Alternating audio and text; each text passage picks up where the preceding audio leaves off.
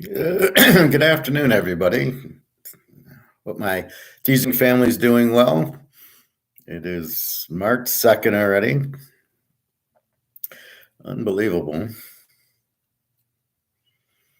And we're going to talk about a bunch of stuff. So I started doing the NCAA basketball yesterday. I didn't realize how many teams there were. Just a second.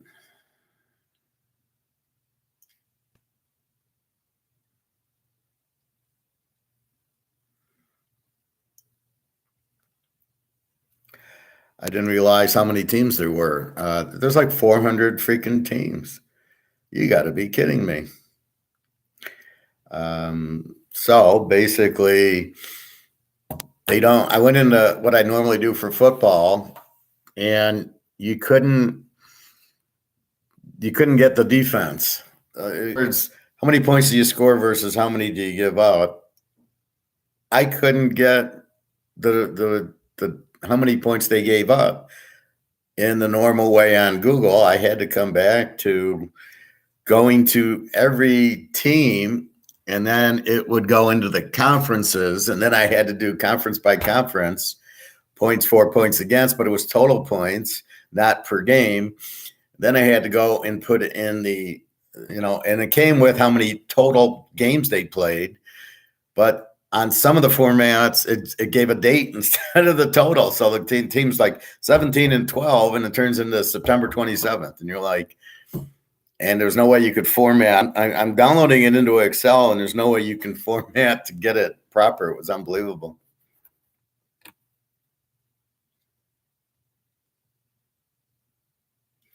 So let's take a quick look at our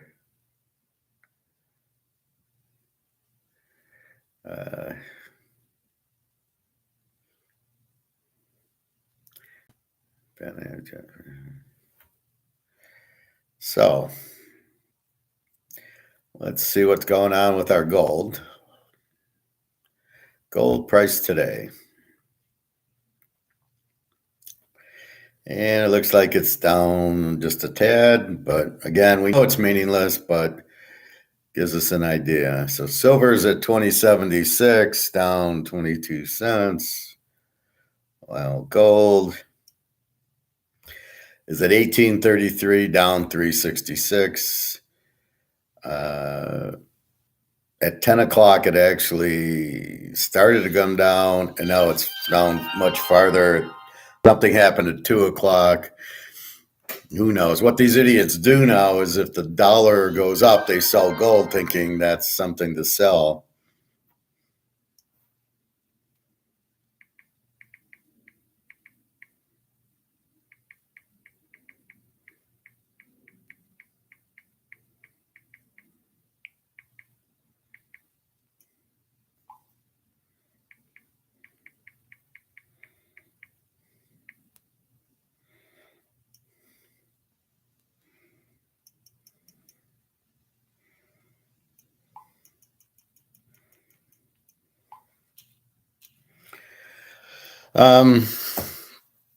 So anyway,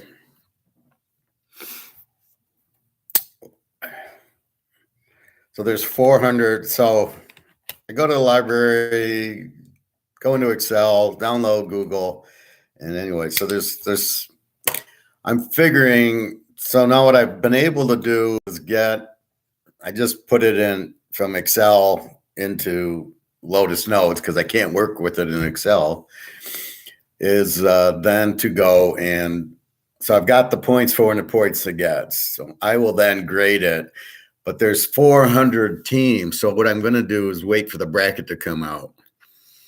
Maybe I'll test it this weekend with if all the conference tournaments are going on to see, maybe just look at the Sunday games and go, okay, whoever's playing the Big 10, the Big 12, the SEC, whatever, and just get a feel for here's what they are. They're an A team, a Z team. And then when the brackets come out, then I will go in and look and say, okay, this is, well, let me take a picture for you. I think if I'm careful, I think the mouse screwed me up last time.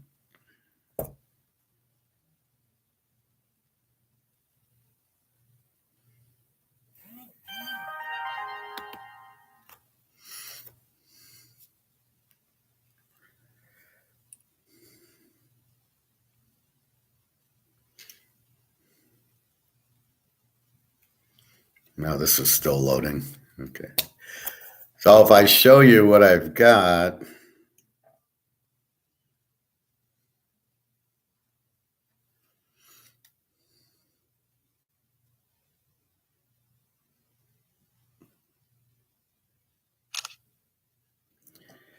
okay.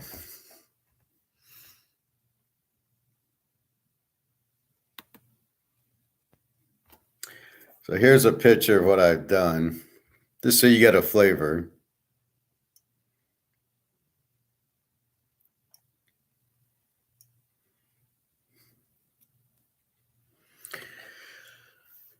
So you can see I took, what is this, some conference, and it shows you the stats, and then it shows you the overall. And all I'm worried about is getting a per game stat. So then you can see the columns over here are, I was able to get the points for and the point against, and then the columns over there are points per game. So they scored. So Vermont, for example, here's a better view. So Vermont, for example, scores 72 a game and gives up 67. And based on that, we'll have to see, Bryant scores 80, gives up 73. And a team like UMBC, I mean, there's so many crazy teams in here. And then you can see the date, right? December 17th. Like, why are you switching the format to date? I didn't tell it to go date. I tried to change the format, but I couldn't, it wouldn't work. So basically, I'm assuming, because this is by record, that Vermont and maybe one or two other teams will be in the tournament, and I'll be okay. So the question is, so Mass Lowell looks like the best team in here at 78 and 62. The under team looks like New Hampshire at 66, 67. So they got the best defense with Mass Lowell. So Mass Lowell looks like the best team. They score 78, give up 66. So we'll keep that into the thought process of we'll keep that in the thought process when we're doing it, because we'll be privy to, this is the I want to put this back in. We'll be privy to, keep in mind the conference and the level of competition. Like the Philadelphia Eagles, they weren't really good.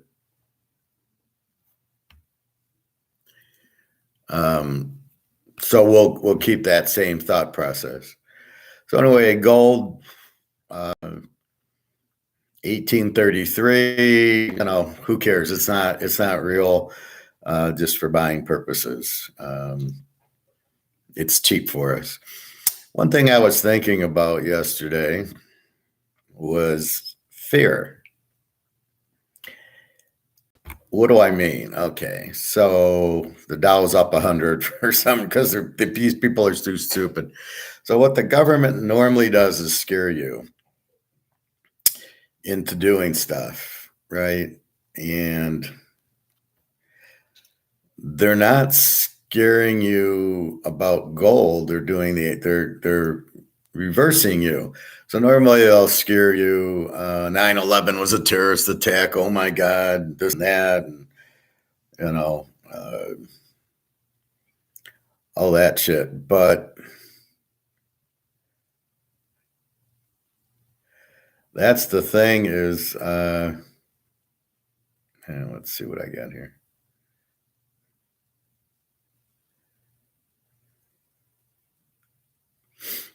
All right. So they all sit there and they try to scare you into doing things, right? 9/11 was a terrorist attack, and this guy got murdered. We gotta do this because of that. But what they're not scaring us in is the dollar. They are not scaring us that the dollar's collapsing. Nobody's afraid of it.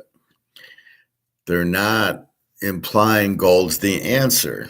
They're kind of scaring you out of gold is what they're really doing, right? So the fear is, no, gold's no good. Not that the dollar is no good. And I thought that was interesting because that's usually what happens is the government uses fear to make you to do things. Even this Russian war, it's really, they're not scaring us. Oh, we might, the people I watch might say, go buy gold and you're going to run out of food. They're really telling you the truth, but the government isn't saying that. They're, there was a big train wreck and biotoxic, killing people in Ohio. They didn't even cover it. Right. They don't want to scare you about that because they're going to keep doing that. I mean, they're trying different ways to kill us. So they're going to try we'll have, a war, we'll have an earthquake, we'll have a train crash. I mean, Jesus Christ, what the fuck? So that's what we have. That's what the problems are. And let me see something.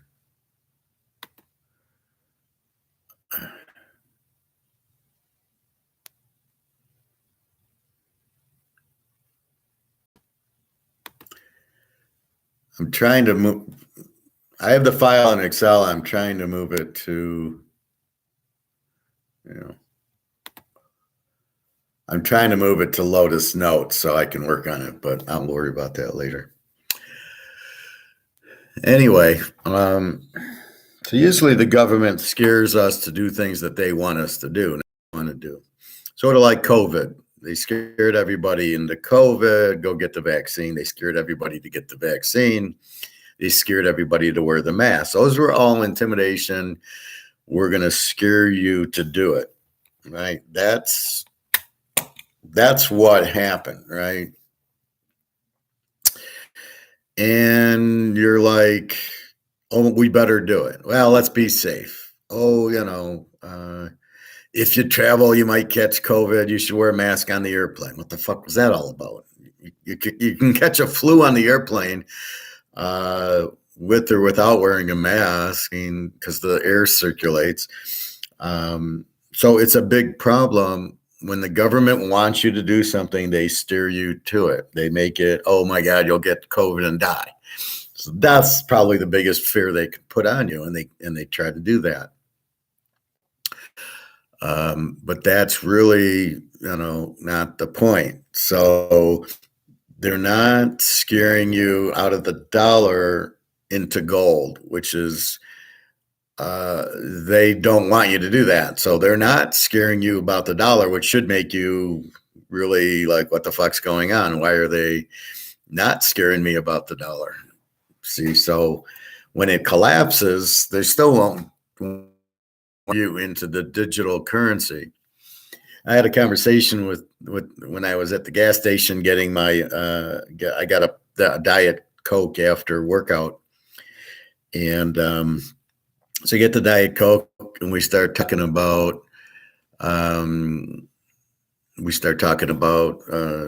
digital currency, and he thinks digital currency is credit cards.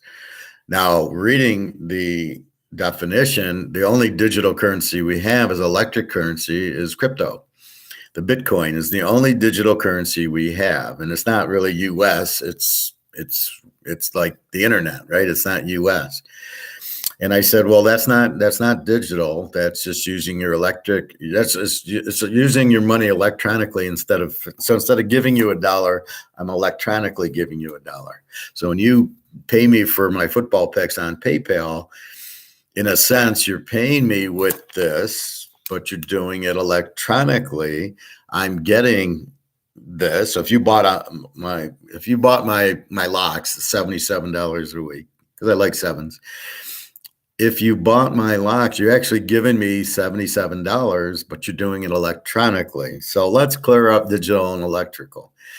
So you can't, what are you going to do? Mail me 77? But even if you MoneyGram or Western Union me, that's still electronic. So don't get confused between using your debit card, your credit card, PayPal, MoneyGram, RIA. When I pay my girlfriend in the Ukraine and I give her RIA, it's electric. It's not digital. She's going to the bank and she's getting the money. So I'm taking my money. So I'm sending here's $200 to her in the Ukraine. She goes to the bank. Oh, here's 200 from Howard. She gets the money. She cashes it into 200. I don't know if she has a little card or not. And then she goes grocery shopping and pays for the gym so she can work out and all that stuff. So that's what it is. But it's electric. But it's still, you need the cash, right? If I don't have cash in my bank, I don't have any, I can't use my debit card without the money in the bank. Now you're going to say, well, but Bitcoin's different. Bitcoin is the only digital currency. So there is no, I guess the easiest way to explain it is there's no money backing it. I bought a Bitcoin, so the Bitcoin's backing it. And if I have a Bitcoin in my account, then I can sell part of it or all of it and I assume you get money, or it somehow gets translated into money. And then where does it go? It goes into your bank account, I assume. Again, not being a Bitcoin person, I don't know how it works. I don't, so I assume it's the same thing. If I take money out of my IRA at E-Trade, I transfer, 20 grand from E-Trade into my bank account. Then I run to the bank and get the money before they close the bank up on me. So I really think it's a very similar thing that they're doing is you got Bitcoin and you're transferring it into your bank, but you got to hope that there's still money in your bank and it's available and as it's losing value. So again, the owning the money in Bitcoin is digitally done, not electronically. So there's the big difference. Credit card, debit card, PayPal is electric. Means you have the money and you're just transferring it. So if somebody sends me, when I get, so my guy where I'm 20% wins the Super Bowl, $500, he then PayPal's me $100. That's electric. It's from his account to mine. I go get the cash. So I don't know the big difference between that and digital as far as, to me, the principle is the same, but how am I got to buy the Bitcoin, which establishes the digital, but it's coming from my money anyway. So to me, Bitcoin is not, it's not money. It's really nothing. It's just air, right? Because like, as I keep saying, gold's gold and Mickey Mantle's Mickey Mantle. I have it. I own it. I have my money. If I want to, I can go to the bank and get 10 grand and hold it. No, I don't have 10 grand in the bank anymore, but in my E-Trade account. But that to me is the difference. I was talking to the guy who works the register and manages the gas station where I get my my little pop. Diet, of course, not regular. No, I'm not sure diet's any better. I just don't have the sugar, but I have whatever the hell the substitute is, which probably kills me more quicker than the sugar. I got to watch that. I got to cut that out. It's just, I'm hot. I'm tired. I just swam. I just want something cold to drink. So that's what's happening there.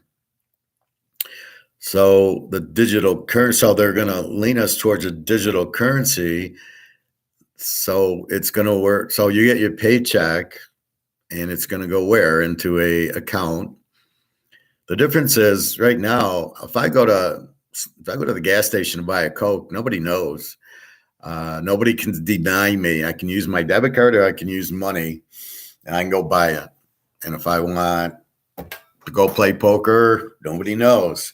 Here's $500. Give me chips. I play. I cash my chips. Hopefully it's more than 500 and the money goes into my pocket. Maybe it goes into the bank. Maybe it goes into the safe. Maybe it goes down to the silver guy. But it's private. And so that's what we're giving up if you go digital. And the digital will end up being where they'll monitor it. Now, I don't know the effect of the monitoring. They monitor your bank account now, but you never hear anything. I guess if you did a lot of very suspicious transactions that they thought were, illegal, they might knock on your door. But if it's just you're taking out 1,000 here and you're going on I went to Portugal and I stayed at the hotel there and I ate there and I came home and there's charges from the hotel and from the airports. What are they going to do? I don't think that they do anything, but it's really my money. Now they can do the sanctions like they do with Russia, where Russia had all this money in the U.S. and Europe, and it's all gone now. The U.S. fucked them. They said, no, you can't. This is you're sanctioned, so we're freezing your assets, which basically means we're taking your assets. So it's the U.S. that is. So really, what's happening? Bottom line is they're going broke. The U.S., as we know. 31 trillion in debt plus another 30 trillion in debt. There's 60, 70 trillion in debt. So they need money and they can't keep printing the money because the more they print, the less it's worth. So if they print $31 trillion, it makes the 31 trillion they just printed worth 15 trillion. And then all the dollars, this will be worth 1 cent, right? Which is worth more, this or this? And I'm going to say this is worth more. This is a quarter, which doesn't have a big value, but I don't know that they inflate this quite as much as they inflate printing this. They print this. They print a certain amount of them. So I'm going to say that the quarter, that this is worth more than that. That's how sad it is. So you're looking at $31 trillion and you can't print 31 trillion and pay it off. So other countries are now realizing this, and other countries are saying, I don't want to be in the dollar. But they're not scaring you. So when the fears are going to come in is when they want you into digital dollars, they're going to try to scare you into that, right? They're not scaring you into gold. They're not scaring you about this. They're being mum, which they should be. I'm trying to scare you about this. Now, I'm not trying to scare you. I'm trying to put the lights on and wake you up going, this is what's really happening. This is losing value. It's going out. And your only trump is gold, not the digital dollars, not buy Bitcoin, because that's not money. And it's related to the dollar. So when this goes, so if Bitcoin's worth $23,000 and this goes to zero, what's Bitcoin's value? Zero. So if Bitcoin's zero, how good is it? But my gold will not go to zero. If this goes to zero, my gold goes to 100,000. Because then it's the only money that's safe. See, what'll happen is everybody will be afraid and nobody will trust anything. And the only out is going to be to buy gold and silver, which will jump the price up because the kid with the hole in with the fingers in the dike, trying to hold the flood back, JP Morgan is not, there's going to be too many holes and he won't be able, plus he'll probably want the price to go up too because of the dollar. So basically nobody will trust the dollar and therefore that ends it because there's no other place to go. Believe me, I looked. So when the dollar started to be inflated, because Biden comes in, has the Chinese playbook and whatever China says, Biden does. So they print. He prints $10 trillion for what? What did he need 10 trillion for? He boosted the stock market fakely, and then he pocketed a bunch of money with the rest of these criminals that are in the government. And so he does all that, and then it becomes, oh, don't worry, the economy's fine, bullshit, right?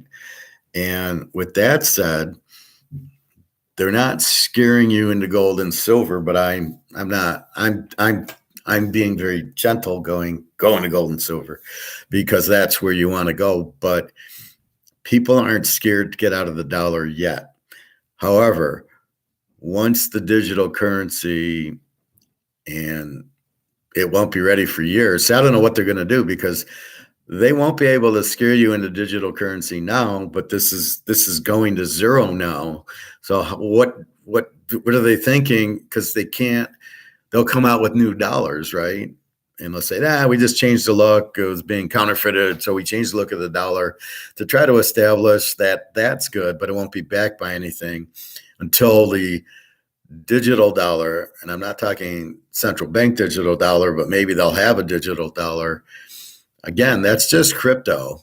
And, okay, so your employer pays you into that account instead of your bank account. What do you think the banks are going to do? You think the banks are going to sit there and go, yeah? Or if you're in Chase, are you now going to have a digital savings account versus the money savings account? I don't think they'll like that because they can't steal your money. So how does a bank work? You give the bank $50,000. The bank steals your money. They basically take it and they loan it out and they keep it. And you go back for it and they say, we don't have it. Too bad. Or they say, well, we'll get it. And they order it from the Fed. So if I have 20 grand in my account, I say, give me 10, they give me 10. If I say, give me 20, they say, well, we can give you 10 now. We'll have to order it. And you'll have the other 10 on Friday or, next week. And that's how a bank works. They don't keep your money. They're supposed to loan it out. So they give you 2% and they loan it out for 5%. That's how a bank works. So they're using your money to make money. And you're like, well, what the fuck do I need that for? I'll loan it out. Hey, anybody need $20,000 loan? But you don't want to get into that because then you got to do credit checks and you got to hope the guy is real and you got to hope the guy pays you back. So you don't know what interest rate to charge them. So that's what the bank is. But the bank's really not holding your money. So what is the bank going to do with digital currency? They won't be able to get it. Are they really going to want it? This is my argument is about the digital currencies. The bank's really not going to want it. Right. So that's kind of where I'm like, they're not scaring you about the economy collapsing and dying and the dollar dying and buy gold and silver. They're just going to kind of casually slip in the new money and we'll still be going. It's still bullshit and we'll buy our gold and silver. So keep that in mind. But my point was how government likes to scare you into COVID, into wearing a mask, whatever it is that they do to scare you. Oh, there was a balloon. I don't even think it was a Chinese balloon. I think it was just kids. The war in the Ukraine. Oh, we won't have food. Oh, I remember it was probably a year ago with COVID. And I saw some girl with her kids in the grocery store buying like 10 things of toilet paper. And I kind of walk up to her. So I'm an INFJ and I'm not scared. And I like to ask questions. I go, what are you doing? Well, they might run out of toilet paper. And I look at her like, you really think they're going to run out of toilet paper? And I just shook my head. See, there's the fear, right? They're going to run out of toilet paper. So you got this girl with these little kids buying like 10 things of Charmin. And you're like, I'm not buying any. I'm like, they're not running out of toilet paper. But that's what the government says it. So you really got to worry. So here's another little government piece that I have heard. I can find it. All right. So they're interviewing this guy for the FAA. Do you want to try that I won't. I'll just play like a minute of it. But you don't want to sack JFK, Austin Bergstrom, and the Boston. So this guy's a senator. The Austin incident reminded me of the Tenerife accident, which is the deadliest aviation accident in history. More than 1 million pilots in our country and over 45,000 per day handled by ATC. Now, with recent issues under the Biden administration, from the flight disruptions over Christmas, the notice to air missions ground stop, and the recent near miss incidents in New York, Texas, and just yesterday in Boston, my colleagues and I were concerned about the many. Trouble hearing? Don't skip this video. If you're suffering from premature hearing loss, the struggle could soon be over. Thanks to recent technological advances, hearing aids are not only more discreet, but more affordable than ever before. Most people don't know that hearing loss is incredibly common. In fact, statistics show that around 40% of over 50 suffer with hearing loss. And what the fuck was that? Austin.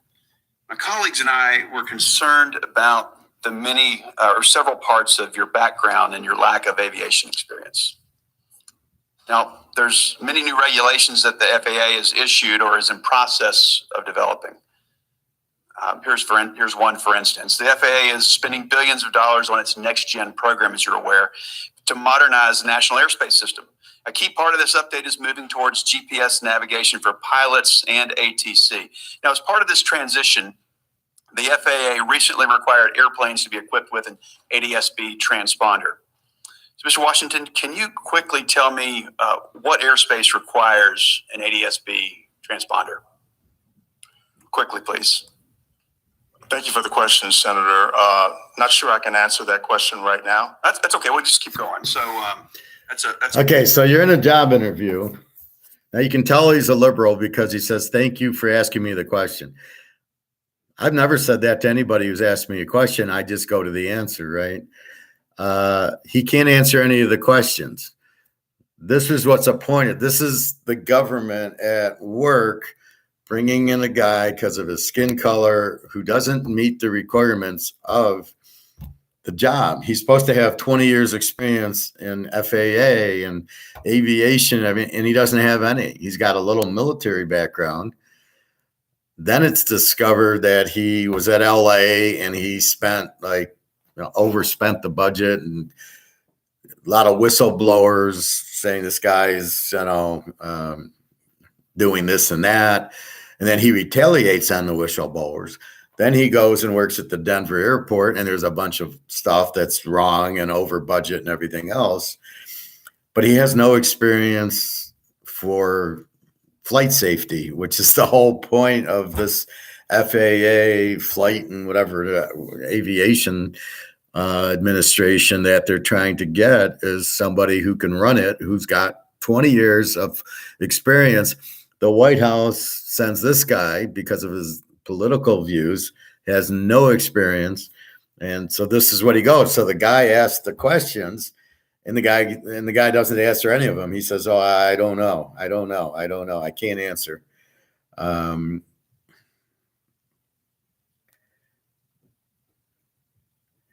And in this one, this Ted Cruz says, well, this guy's not qualified. He doesn't have the experience. And he blasts him. This is a stupid video about the U.S. and Russia, where all that came out of it is they talked for 20 minutes and nothing came out of it.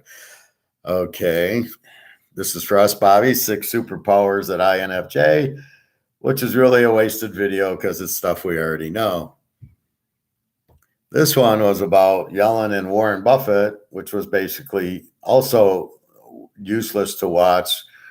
It says, Yellen and Buffett, U.S. debt risk far exceeds expected. Well, of course we know that, but there's nothing said in it that does anything. And all Buffett says is, oh, yeah, I'm keeping all my money in money. Well, we know that. Then we got this one, which is the student debt crap, where Clarence Thomas is the conservatives, and they want to just say, you know what, you don't owe the student debt. Well, then why should I pay my taxes? I owe you in tax dollars, pulling out my IRAs. Why should I pay you? Let's call it student debt. So all these people that took out a debt, so you took out a loan to pay for school, are now, they're in the, are they going to have to pay it or not? Or how much? Or what they're going to do? How do you just sit there and say you don't have to pay it? You took out a loan, you got the money, you paid for school, you got to pay it back. So wait a minute. So how about cars? I got the car, I borrowed the money. Maybe I shouldn't have to pay that back. Or how about a mortgage? I borrowed $500,000 for the house. How about if I don't have to pay that back? I mean, the whole thing, why is the government involved? This gets back to our laissez-faire economics. What do we say? No government involved. Invisible hand, keep the government out. And what's the government doing? They're getting in the way between whoever loaned the money and the guy who got the money. That's between those two. If the bank who made the loan wants to sit there and say, you know what, we won't collect, and I've never heard of banks say that. That's between those two. But then the bank loaned the money out. So let's follow this to the conclusion. I'm the guy, you're the bank, you loan me money, $100,000 to go to college now. The government steps in and says, Howard doesn't have to pay it. We're saying anybody that went to college, free loan, right? We're not going to make them pay it back. You're the bank. Wait a minute, you're out $100,000. How do you get paid? The government's going to pay you. Where's the government getting the money? From the people that pay taxes and printing it. So wait a minute. So I'm going to pay myself for my loan, right? So in other words, I don't have to pay the loan, but my taxes go up. And then you're going to take the tax money and you're going to print money, which is going to make the value of this go down to pay the bank, because the banks have to get paid. If it's not by me personally, it's by the government doing this bailout crap that they like to call it, right? So the government's doing the bailout, saying, okay, JP Morgan, you lent Howard money for the school. He's not going to pay you back, so we'll have to pay you back. And the bailout, where do they get the money? They print it, which hurts the value, and they steal our tax dollars to pay them back. And why are they even paying it? Why are they even getting involved? You owe the money, so go default. And then, why are they picking student loans? Because that's the voter base for the Democrats to get away from. That's ridiculous. It's between the guy who borrowed the money, had the option. You want to go to school, you go borrow the money, or you go to work. Hey, Bobby Bo. We're talking everything, Bobby. We start basketball and then some, this guy trying to run the FAA. I showed you this video. So this guy here is trying to get into the FAA. The guy on the, I don't know. The Afro-American is trying to get in without qualifications. So you want him to lead the FAA. So the other guy, the guy with the hair is the congressman, and the guy without the hair is the guy, the liberal politician who they're trying to put in to run the FAA without any experience. The job calls for 20 years experience, which he doesn't have. And every time you ask a question, if you just go back a little bit, you ask him a question, what do you do here? What do you do there? What's this? What are these requirements? He's asking him, sort of like how many innings are in a baseball game, and the guy's answer is, I can't answer that question. What do you use to hit the ball? I can't answer that question. So this is the guy they want to put in charge of the FAA. You're the black. I'm trying to be kind to you, Bobby. I don't know what to say.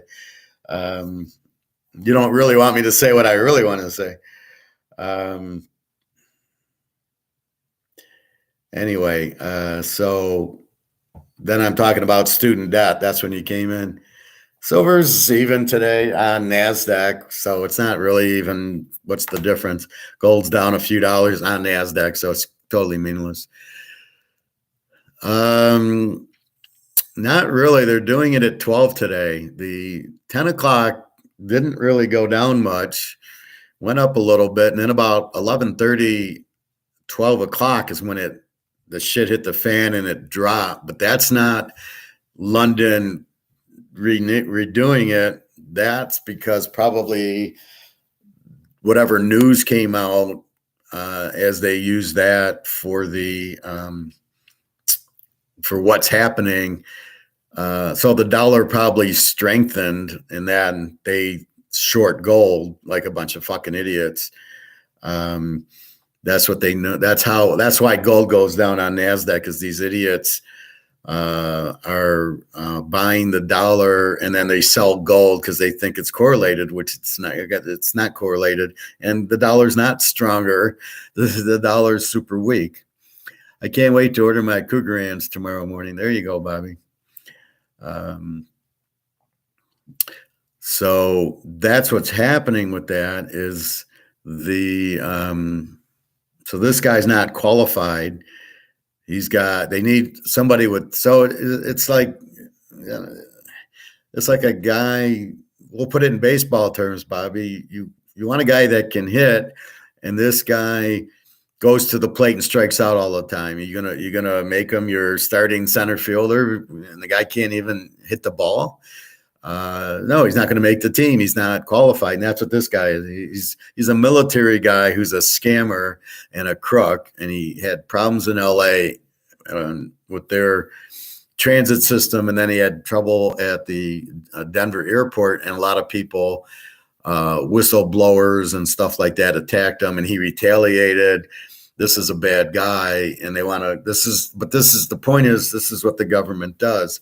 They get these people in power, like Biden, like Harris, like all the rest of these idiots, and we can't understand why it's so shitty and the shit's hitting the fan and everything. We can't understand it. And then we see this, and then we understand, because the guy's an idiot in charge of it. Did you study NBA at the library yesterday too, or just college? Just college. I didn't realize there's like 400 teams. So I showed that also. So what I did, which really took a long time because my normal method to do it didn't work. So what I did, just for an example, so I'm taking this conference. So this is Vermont. You can see they played 30 games. The points were not per game. The points were done total. So in the last two columns, PG average offense, PG average defense, which is points per game, I then divided it by the 30. So I took 20 whatever divided by 30 and 2,000 whatever by 30. And now I've got some grasp on like the second team. They score 78 a game and give up 66 a game. So that's probably close to an A team in that conference. And then once I get the bracket, I'll be able to put that in. Now what happened is you can see down near the end, it went to date form for some reason. So it says December 17th. So I don't know, but those teams I doubt will be in the tournament, and we're going to focus on the bracket. So once I get the bracket, I'll go here. Now I got every team here, and I did it in Excel. It took me a couple hours because the initial way I do football is to get it from Yahoo and bring in the stats. Well, I couldn't do that because the stats didn't show defense. So I could get the offensive points per game, but there was no way to get when I went into defense, it didn't give me, it gave me the same stats. So like Oklahoma was 82 and 82. And I go, well, that's unusual. Their offense and defense are the same. And then I realized the defense was shit. So I had to go into each conference. And when I went into each conference, then it gave me that little grouping, and then I was able to figure it out. But you can't believe it didn't copy from Google to Excel. Only the first couple gave you the total record in 18 and 12, and then the rest started giving you dates for each conference. So I kind of, if I need it, I'll plug it in. But I've got most of the top teams. So in the bracket, or how many teams there are now, 75 teams in the conference, in the tournament. But 400, I did Division I. I start getting the Ivy League and the Southern and Southwest, and then Southern East and the Atlantic Coast, and then the Pacific Coast and Pacific, and then I got the Pac-10, and then I got the Mountain West. But then, so I'm getting all these strange conferences that the Marquette Conference, like what the hell, the Belmont Conference. And I know they're in the conference, so I've got like 450. I got like 25 conferences. It's ridiculous. And so I had to copy those in because the initial way didn't work. It wouldn't give me the defensive points. So I said, fuck it. And I got that. And then I did the division, and then it's just a matter of, so I got it in an Excel sheet. If you want it, I could email it to you, but I don't have your email. But basically, I have the sheet with the division in Excel, and now I'm downloading it into Sheets because I don't have Excel on my computer. It's a Google. So I got Google, whatever the fuck they call it. It's the worst software I've ever seen. And what I hate about it is it's like attached to the internet. So you make a change and it saves the file. And, when I'm doing football, I'm like, oh my God, I make a change and I'm sitting for it to update. I don't need it updated every time. That's what I like about Excel. It's kind of by itself, and then you just update it. So anyway, I didn't do the NBA, but I could do the NBA.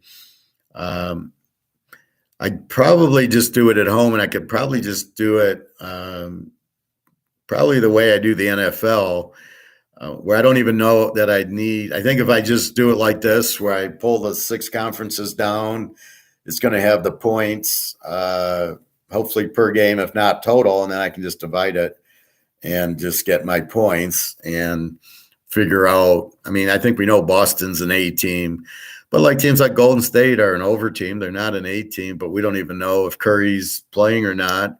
LeBron's sitting out for a few weeks with an injury that you can't think is real. He just wants time off, and I think he runs the team anyway. So that's what I'm at. So I was just going through my YouTubes that I was watching this morning. See, I hate this guy. So this guy's saying, "Oh, the BRICS leaked out their whole gold and silver." Fuck, we've known that for how many months have I told you that? They're coming out with a gold-backed currency. It's not leaked out. We've known it for months. And then what's this idiot doing, right? Oh, like he knows something nobody else does. That's what I got a problem with this guy. And then the school loans, what the fuck they're doing with that and all that. And this was for us, Bobby, our 6 superpowers for INFJs, which are basically what we already know. They're not really superpowers.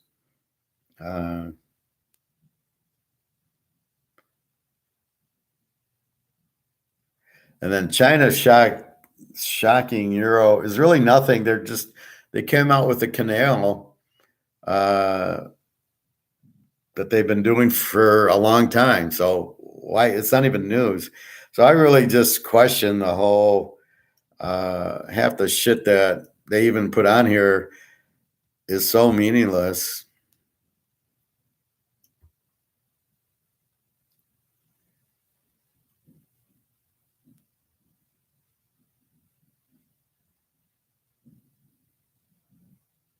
Now, here's a real idiot.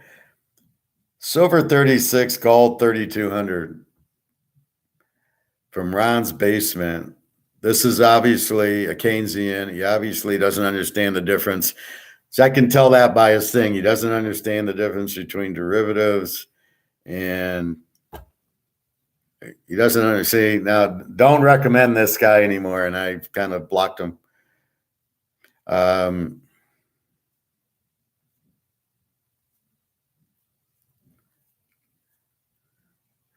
Then this idiot comes out. I hate this guy. The collapse has begun. What's your point? Yeah, it's begun like a year ago. What's your point?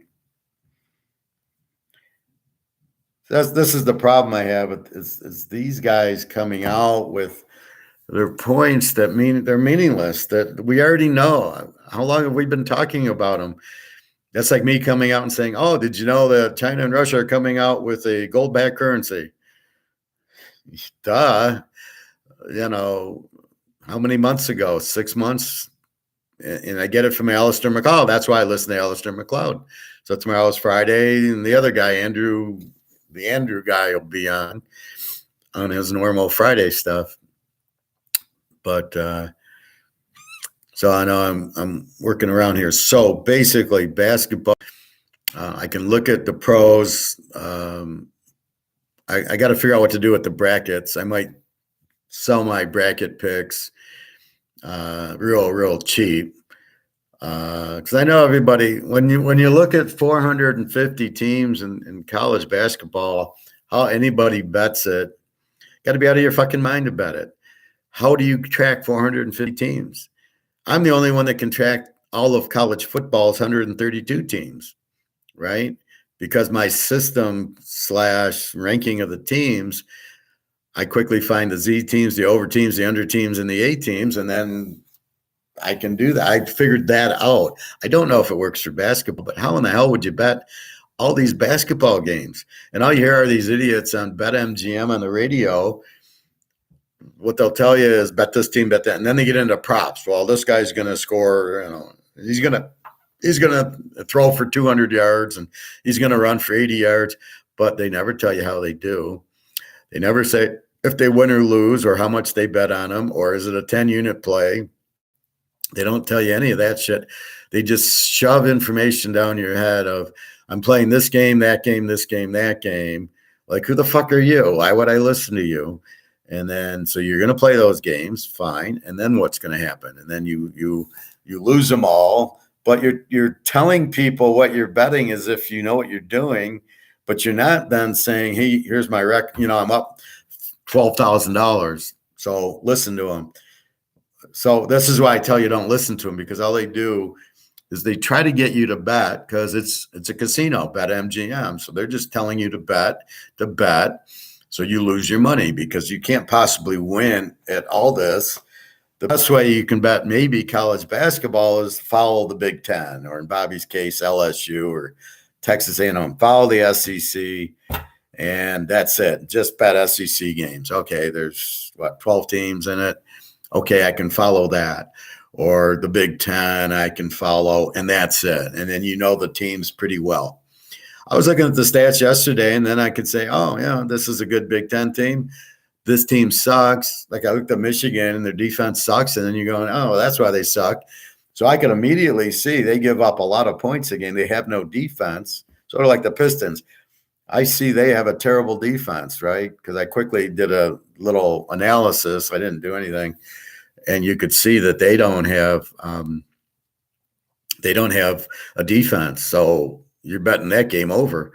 On the way home, they were playing the Bulls yesterday, and the Bulls were up 23 points, and it went to overtime, I think, or it went to the end of the game, and Chicago won by 3. And it tells me, without knowing anything, it tells me Detroit has no defense. Chicago's got no defense because they couldn't hold a 20-point lead against the Pistons, and these teams are over teams. Right. Both teams have weak defenses. Apparently the Pistons against the weak defense can score. So that's what you take an analysis of when you're doing that. Anyway, so gold and silver is pretty much even today. Buy as much as you can. Again, they're not scaring you, so like I said, when COVID's out, they're scaring you to get the shots, right? To get the vaccine, which doesn't work because you're on a plane and they go, well, we need a negative COVID test. Well, I got the vaccine. No, you need a negative. Then what did I get the vaccine for? To travel. And then I hate when companies will ask me, do I have the vaccine? Then it tells me it's a liberal company that I don't want to work for anyway, because being an INFJ, I hate that shit. So I'm not going to want to work there anyway. What else?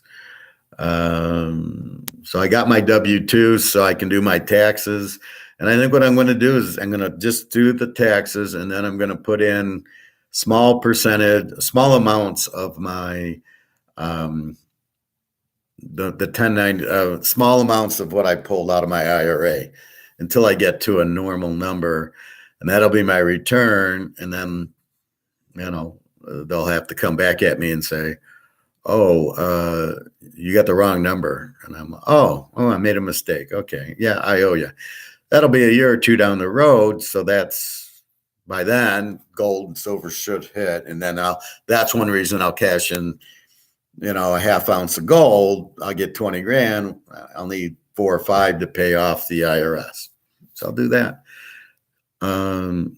In the meantime, it's frustrating. Like, trying to get a job is crazy. You get a phone call and, okay, I'm forwarding it onto the manager, and the manager, nobody's hiring. And I don't know if they're not hiring because it's slow, because of the economy. Then why are they asking? Like, oh, okay, well, we'll check Howard down when we're hiring. We'll go to him. So we will see. What else? So economics, again, it's all market, it's all supply demand. I don't know. I think I might have gotten an extra Social Security check. I'll check next week when I get my thing. Kind of superstitious. Like, I'll check on my birthday. My birthday's the 7th.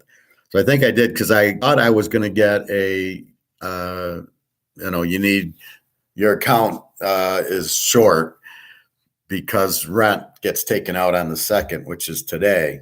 So I thought with rent being taken out, I was going to get this, you're under, but I didn't. So now I think I did get this extra couple grand in my Social Security, and then I'll get my regular Social Security next week, and then I'll be okay, good. So I could use that extra couple grand because of what I had to pay in, and then I'll, because I really don't have a revenue stream except for Social Security. So when they talk retirement, so let's talk retirement. I listen to these finance shows, and what do they talk about? The retirements basically, you have what's called revenue streams or cash flow when you retire. So this is how the idiots think. The idiots sit there and they go, okay, Bobby, you're going to retire. You need cash flow. You need to pay your bills. So there's Social Security, which is going to give you $2,500. But that's not going to be enough. So you want to go on a vacation. So you need money in the bank and savings that you have in Coca-Cola, where you're going to get a 3% dividend every month, which is going to then pay for these other things. So it's going to give you revenue. This is how the idiots think. What happens if Coca-Cola stock goes down?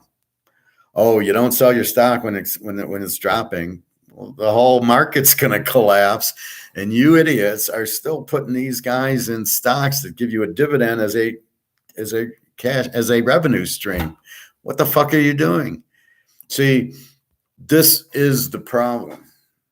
I tell you to buy gold and silver because it's going to go up. That's your life insurance. That's your retirement. That's your revenue stream, right?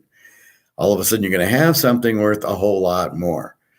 What do they say? Well, get into stocks and bonds, and then you'll continue to make money. Well, wait, it's collapsing. I'm not. It's going to drop.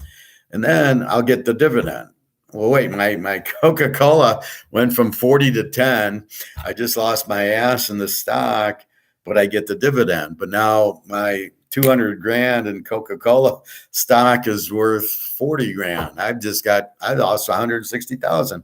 I'd have been better off taking the money out and just using the 160 to pay for the bills. But they won't tell you that. They want you in these stocks that give dividends as a revenue stream for your retirement. So that's, in other words, they're saying, well, you need some sort of paycheck, right? You need to keep getting revenue in. And so therefore you'll go into the stock market and you'll go into dividend stocks. So you'll go into Microsoft, and then you'll go into where the big dividends are, Coca-Cola, Pepsi, whatever that, gives you a big dividend. That's where you're going to put your money. And then you'll take the dividend in that. But what if the stock market drops, which it's doing? So there goes, whoops, they're playing. Then what are they going to tell you when your 200 grand is now worth 35,000? And as my idiot coworkers in Alabama said, well, I'll just wait for it to go up. You're not going to have enough years in your life to wait for the stock market to go back up. So if you have 100 grand in it, and then the crash, which is happens, now it's worth 10 grand. You know how long you're going to wait till it goes back just to get back to even at 100? Your whole lifetime. It'll take 50, 60 years. Look at Japan. That's what happened in Japan. Their market was way up. It went way down, and it still was never gotten back to 1980 levels. It's 50 years ago. It's still never get back there. This is going to collapse. Now, here's my logical point that I tried to tell these idiots. Just get out of it. And if it doesn't go down, then fine. You can laugh at me and then put your money back in. But if it does go down and you're going to wait for it to come up, are you out of your mind? Because it's going to go down so far for so long, it'll never cut back toward it. But why take the risk? This is what you deal when you deal with idiots and people that don't understand you, won't ask you the question. You could try to explain it to them, and their answer is, well, you're older, Howard, but I'm younger, and I can wait for it to come back. And I'm like, no, you can't. But you won't ask the correct question of why. See, this is the problem with people. And I don't know if it's an INFJ thing and I intimidate people, or I'm just smarter than them and they have to admit they're wrong, or they're a bunch of fucking idiots. I think it's a little of both. I think they don't trust me because they don't know me. They don't try to know me. They don't ask me the questions because they're scared. they don't even know what to ask, right? Because they're idiots. It comes back to me telling you, if you don't know how to play craps, don't play craps. If you don't know what Bitcoin is, don't play Bitcoin. If you don't know how to play Texas Hold'em, don't play Texas Hold'em. If you don't know how to play Backrack, don't play Backrack. If you don't know how to bet stocks, don't bet stocks. If you don't know how to play football, don't play football. I'm sure you got the point by now. So you've got to learn what it is that you're going to invest in, and you better learn it as well as I learned economics. So as well as I know football.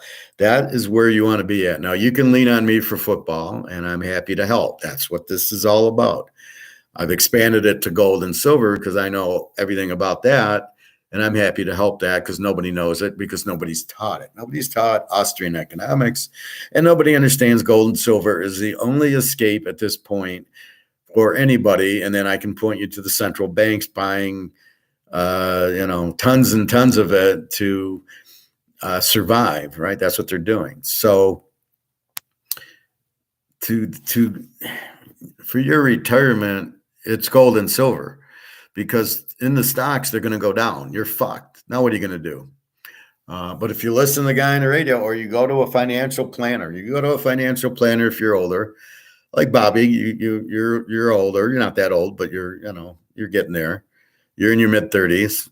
So you go, and I assume you have a financial planner, and you ask him, how do I prepare for my retirement? And I'll bet you $1 million to a penny. He'll tell you, well, you're going to be in stocks, and you're going to be in dividend stocks.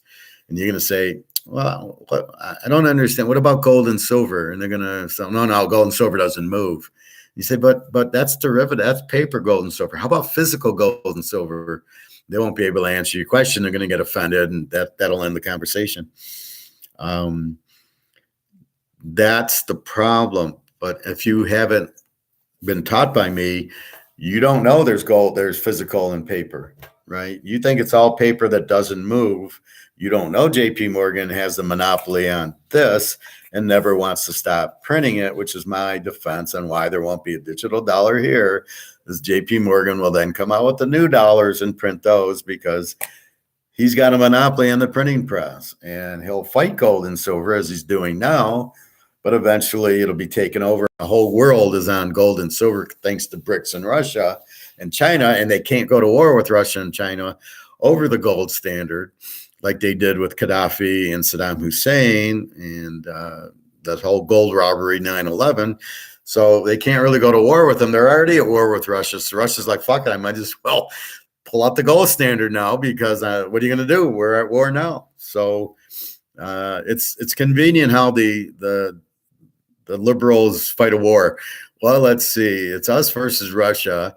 Well, we'll fight it in Ukraine. We'll play the game in Ukraine, and we'll fight on the Ukraine soil, not on our soil and not on the Russian soil. That's World War II. That'd be like Hitler saying, well, we're not going to fight in Germany. We're going to take the war. We're going to have the war in Poland. That's, we'll have the war in Poland. You guys invade Poland, we'll be there, and then you're not going to touch Germany, and we won't touch the U.S. And by the way, Hitler had submarines right outside New York ready to bomb us. So don't think we weren't involved as we were with Pearl Harbor. So that's the problem with the retirement. They're not going to tell you gold and silver, and the government's not going to scare you into gold and silver. They're not going to scare you the dollar's collapsing, and they're not going to lead you to gold and silver, which is what every other country's doing. What are they going to lead you into? Digital dollars. That's going to be a scare. Oh my God, the inflation. It's all because of Putin. You watch. The inflation's because of Putin, and we're going to have to come out with digital currency to protect you. Like, you can't inflate the digital currency is even more easy to inflate because it's all on the computer. I'll add 10 trillion. I'll add 20. You won't even know how much is on there. Well, you don't know how much of this, we have 31 trillion, and that's really 70 trillion when you add Social Security and Medicare and what we owe other countries. So it's a lot more than 31, which will never pay back. So they'll come out with a new currency. And if they come out with a digital currency and you think that's a good thing, you're fucked there too, because you won't know how much it is. And again, JP Morgan doesn't want it because they can't steal digital, right? What's JP Morgan going to do with digital? I don't know what your bank, I guess the banks will still be there. This is what's confusing. We got to really see it roll out. What are they going to do with the digital currency? But we'll see. So that's the thing. So retirement, be careful with stocks. You don't want to be in bonds because you get 3% interest and inflation's at 15. Means you lose 12% a year. What kind of fucking investment is that? That's a reverse Madoff. Madoff, at least you got 15% a year and everybody else is getting 5. And you're wondering why, how am I getting 15 and the rest of the world's 5? But you don't care because you're getting the 15. And so you shut up and you keep investing. And then when he goes belly up because it's a Ponzi scheme, then you get all upset. Oh, like he had a gun to your head when you're making money, you were fine. If you would have known that the crisis of 08 was going to end him, you could have easily gotten out because there was all the defaults were happening, right? Interest rates were going up. People were defaulting on their mortgages. You could have seen that coming a mile away and got out of Madoff if you could connect the dots that the people are going to need money to pay off their mortgages, which is exactly what I'm telling you now. So let's take 2008 to today. 2008, people needed money because they couldn't afford their mortgages. So they were getting out of them and then selling assets to that's why they all needed money from Madoff. Give me my money. Give me my money. I need the money. I can't afford the house. I got to get something else. And that's the point. So that's what's happening now, right? So they're going to need the money and they're going to get out of their stocks and their bonds. And that's it. Maybe their Bitcoin. I don't know. They'll sell their assets, which is why cash is king and you want it, but only the asset you want is gold and silver to buy all that stuff, as we've talked about. So careful on your retirement. If you're in stocks for the dividends, you're fucked. The value of your stock. So like I said, Coke, let's say Coke's at 50 a share.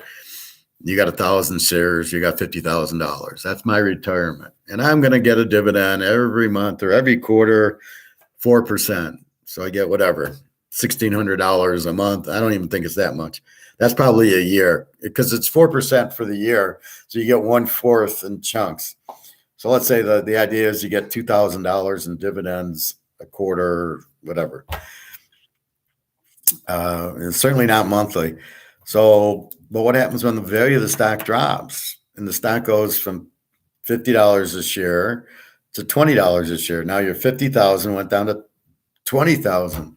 So yes, if you don't sell it, you still get dividends on the shares.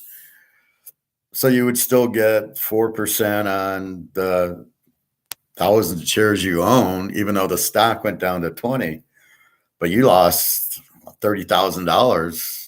So you could have been better off cashing it in and then taking the 50 grand and saying, okay, that's going to pay me for the next 10 years or whatever. That's going to pay me. What if Coke goes out?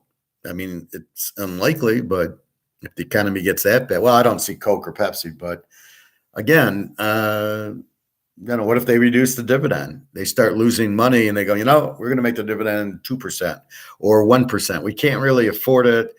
People have stopped buying. The economy's crashing. The 4% that you're relying on is going to be 1% now. Or maybe we stop doing a dividend, which could certainly happen. The market's crashing. They're not doing dividends. Dividends are when everything's rosy and they're trying to get you to buy their stock. They're going to issue a dividend as a kicker going, look, well, you can get 4% dividend. So you have to be careful. Now there's some gold stocks that give you a decent dividend that they will go down, but when gold goes up, they'll go up. So you will make money on those and get the dividend. And I don't see the dividend ever ending on gold because it's freaking gold. So that's probably your safe play if you want to do that in retirement. However, your portfolio manager will not recommend gold stocks. They'll recommend Microsoft and Amazon and Tesla and all the bullshit stocks that are in Vanguard and in BlackRock and all that shit. So just be careful what you do. You're better off getting out and buying gold and silver and waiting for it to go up. And even if it doesn't go up, you'll be able to get to sell, you'll be able to sell it for whatever paper currencies out there. And then that's the question, how do you get digital currency? So you sell your stock, and how do you get the money? How do you get the money back into the bank? And it just goes into your digital account. My money goes in as money, right? I took 50 grand out of my IRA into my bank account. It comes in money. And then I took that and bought gold and silver with it. So how does it come from my E-Trade into my bank if there's no cash? Does that just go in as digital dollars? And how do I go buy gold and silver? Do I do that in digital? What if he doesn't take digital dollar, which I don't think he will? He doesn't want to take credit cards. He'll take debit cards from me because he knows me, he can trust me. But how does he take that? So this is really very interesting. But that's years away anyway, if it even happens, which I doubt. But again, I'm going to Spain. I don't know when. I haven't booked anything. I did a search on where do I go? It was like a list of 10 cities. There's Barcelona, there's Madrid, there's a bunch from Money Heist, Ibiza, and there's a couple other. What was that guy? Palermo? No, that's Sicily. But there's a few cities in Spain, so I'll have to figure out where we want to go or how far they are. And then if we, you really don't want a cab, 2 hours in a cab, it costs you a fortune. So we'll have to see what it offers. And we mostly want some nice weather and sit on a beach earning 20% on our gold. That's our idea. But even then, so what do I do? How do I think it's euros there. There's some Spanish dollar, but it's worthless. So I would probably buy euro there. So a guy asked me yesterday, how do you get it? And I says, well, no, the guy at the gas station, I says, well, you put your debit card in the ATM and you put in your password, and then you put in, I want 100 euros. So the question becomes, do I bring money or not to on the trips now? I used to bring, $1,500 US. Now I don't even know what to bring because it's like, no, I'll put the money in my bank and use the ATM, and then you get some fees. You don't really need the US dollars because they're useless in the Eurozone or even in the Ukraine. Probably in an emergency, I could use the US dollar. I'd have to go to a bank. But I remember going there years ago with US dollars, and I'd go to the bank. The bank didn't take some of them. They were like looking at it thinking they were counterfeit. And, so it had to be a real crisp $100 bill to cash. Otherwise, here they just run the marker through it. But for some reason there, they don't run the marker. So it was hard. So I don't even know. I'll probably end up putting $1,000 into my ATM account and my debit card account and pulling a couple hundred here and a couple hundred there, using my credit card if I need to at a restaurant or something. And the air in the hotel will be already paid for with the credit card. So it's really just food and a little bit of shopping that you need it, depending on what you go see. So we will see.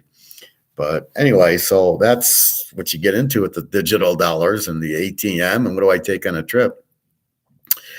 Anyway, so go ask your retirement people. And I'd be very, very leery. They're going to tell you be in stocks for the long run, and you'll get dividends as cash flow. So what you're trying to still get a paycheck when you retire. So they're going to give you. They're going to say, okay, you need $3,000 a month. Well, you got to have money in stocks getting you this dividend. You're going to get Social Security and whatever pension you got at your job, which nobody's getting a pension anymore because nobody's staying at a job. I would never stay at a job for 30 years. Only Teaserking. I think this is the only job I've ever had for my whole life is picking football games since 1970.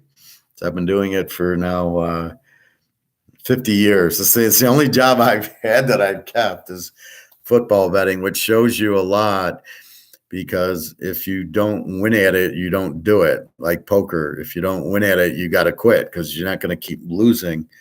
So when people do something for a long time, they're very good at it, especially if it's playing blackjack, playing poker, betting on sports, any of that stuff.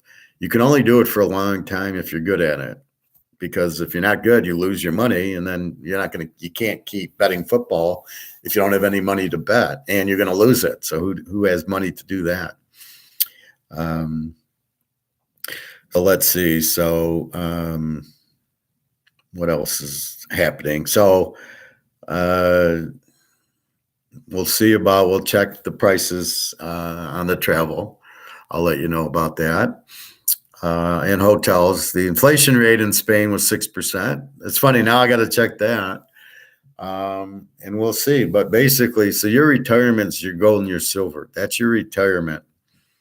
And at worst case, you can always sell it. There's always demand. You go to the store, he's going to give you a spot. It'll be curious when the COMEX blows up, what they will use as spot. Are they going to use the Russian Chinese market exchange to get the spot, or what will happen? But these idiots on YouTube who think that the COMEX is physical and that's the price of gold are out of their fucking minds. So this will be interesting. What happens to COMEX when it blows up? Well, it's blown up, but what happens when Bobby's asking me, what is it? And it's $20. It's $22 an ounce.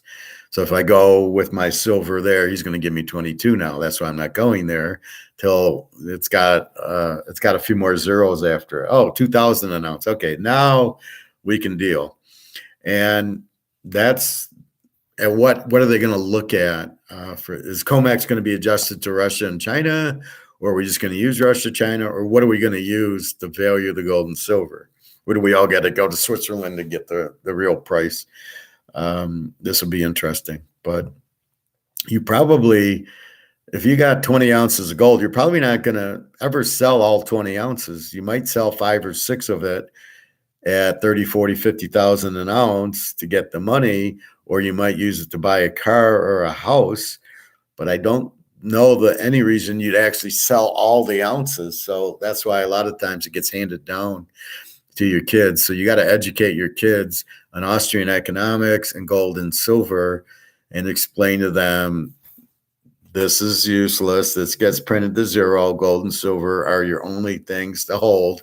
And if they ever come out, which the Russians and Chinese are doing with a gold-backed dollar, then that's okay.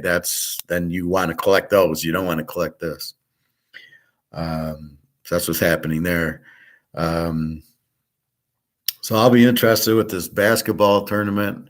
I don't usually do it because I'm so into football that by the time football ends, February, I mean, college basketball is pretty much over. Very little left, and you basically don't care about it anyway.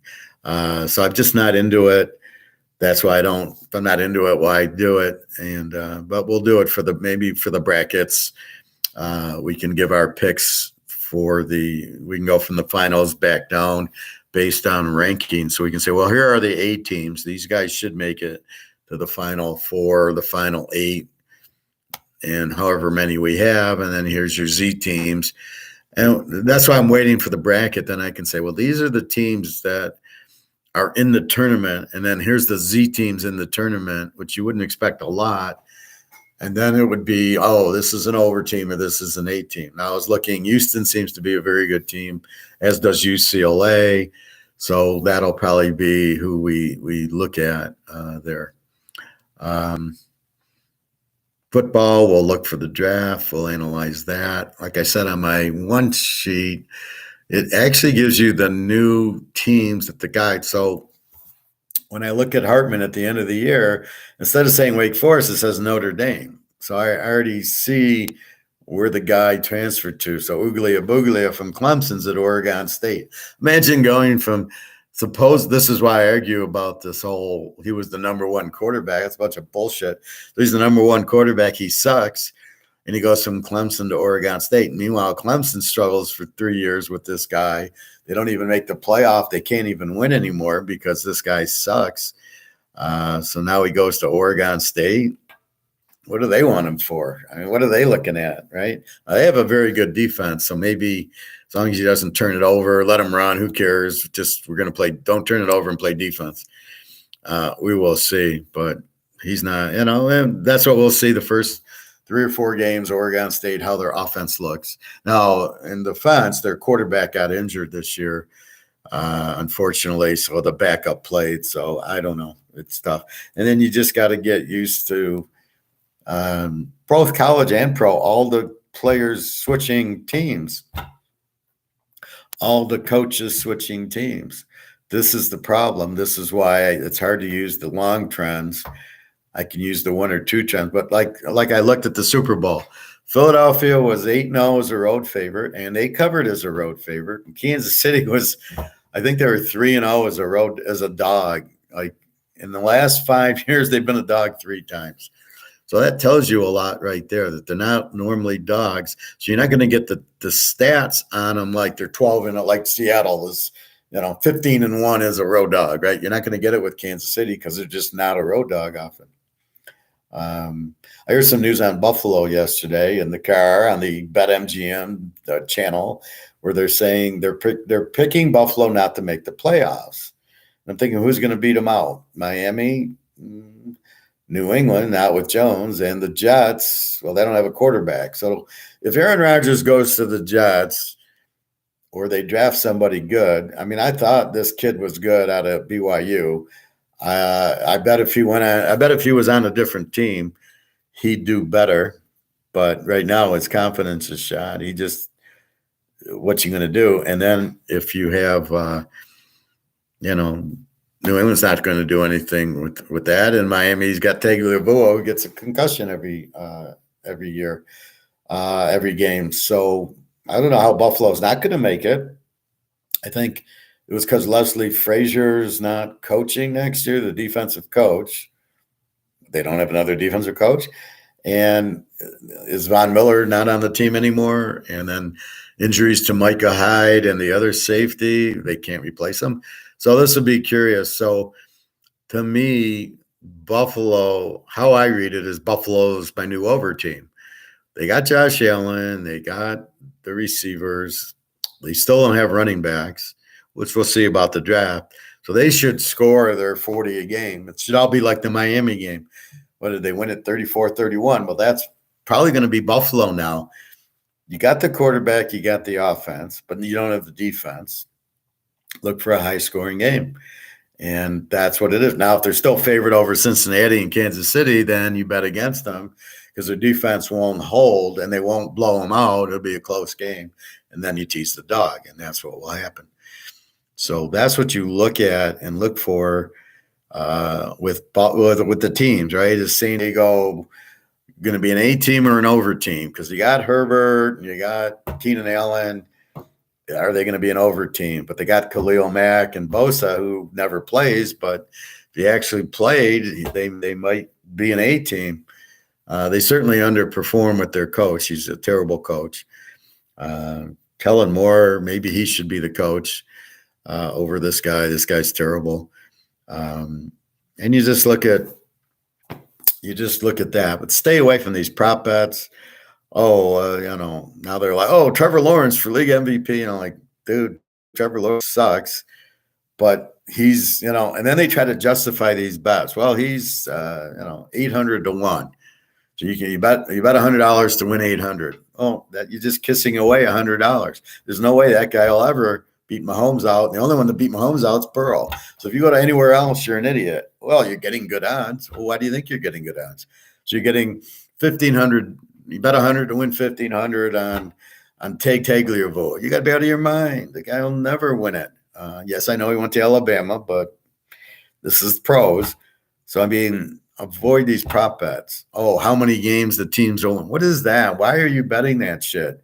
There's so many injuries that happen in football that you cannot possibly, with any thought, win those bets because of the injuries, right? So you might say Tampa Bay will be worse if they keep their coach and they've lost Brady. If they start Trask or not, is New England starting Zappe? If they start him, maybe they're an over, but with Jones, they're not. Burrow should be a better. Cincinnati should be probably go over, and Kansas City, who knows, off of a Super Bowl. Look at the Rams off a Super Bowl. They sucked last year. So you got to see about that. So that's what you look for. Stay away from these props and how many wins. Because there's so many injuries, is the nature of the beast. You're better off looking for unders because chances are they'll get hurt, and then now they're not as strong of a team. But with that said, it's a stupid bet. I just wait till the bet. Okay, who's playing this Sunday? And then I can see the injuries, and I can go, okay, this is who I'm playing. And I can just do that every week. Why do I need to fuck around with how many wins San Diego's going to get? Why do I need to bet 100 to win 1,000 on that? I'm clueless. I don't know if they're going to do it because of injuries. But you know what? Every week I can bet 500 on San Diego, and in 2 weeks make the 1,000. Or if Herbert gets hurt, I lose my over bet, but now I can bet against them and win my 1,000 that way with a lot less risk because the guy's already injured. So that's really the plan. What I would do there, not the other way. So it's just really, it just seems stupid. These prop, how many yards will the guy get? Well, it depends on the defense. Is the defense is keying on your receiver? Anything. If you got the second receiver and the defense is keying on receiver A, then yes, they're going to throw to receiver B because receivers A is double covered. So you get that. But these prop bets are really, I do not make a prop bet. I don't think I've ever made a prop bet. I have no desire to guess over or under on a team. I don't see any reason for that. So that's where I'm at with that. So I'm not looking for that. Anyway, yes, Bobby, I had my avocado and I cut up a cantaloupe. So I had a piece of cantaloupe and a piece of avocado at about noon, just before. And I got chicken I'm marinating that I will broil the chicken. So it'll be like barbecue. And what I do is I got 3 chicken breasts. So I cut them into half, and then I cut the halves into halves. So like each breast is now 4 pieces, and I will broil that when we're done here, and that'll be dinner for the next 3 days. And then I'll even put it in. What I like is I'll get the Chinese on Saturday, and I'll put it in with the Chinese. I'll make the Chinese. And then just throw some of the chicken in with the sauce and the flavor, and it's really good. And then I'll have even more General Chow. But that's what I do. So, that's why like Chinese Saturday breaks up the week. It's fine for the diet, the way they cook it. I'm not having the fried. I don't even get the fried rice. I get the dinner. So it's a bunch of chicken with very little breading, and the sauces are very healthy, and there's no MSG. And no rice. I get a little white rice I pour on, but very little. You get the whole container. I just spoon a couple for flavor just to mix it. And then I don't even eat the whole thing anymore. I eat half the order Saturday and the other half Sunday. And I kind of look forward to the other half on Sunday. Almost running out of eggs. I got to go get some more eggs because I don't have the omelet every day. Like now I'll probably have the salad. And I got to cook the chicken. And I don't like the chicken and the egg as much as I like. Well, if it's the deli chicken, I do put it with the eggs. I could put some of this chicken with an omelet, but I much prefer the hamburger with the omelet. It's just something about the together. It's like I used to eat when I used to eat cereal. I used to have blueberries and Cheerios, and I'd mix them up. And the sweetness of the blueberry with the oat just tasted incredible. And I'd have like 2 bowls. I'd go through almost a quart of blueberry. I'd put like 20 in, and I eat it, and then I go, this tastes good, and then I do it again, and I'd eat like 2 bowls, or a bowl before swim and a bowl after swim.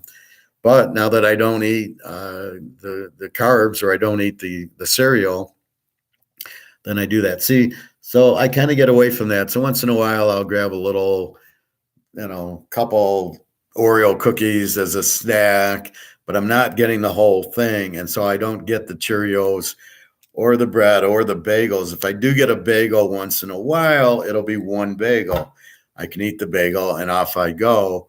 I'm not getting a dozen and eating a whole. That's where you really get in trouble, is you eat one every day for a week, then it's in your system. But if you just eat one and you do your 18-hour fast, then it gets rid of it. And that's why we do the 18-hour fast. So it really helps you. I need a haircut, I think, and I need some more color. I will do that.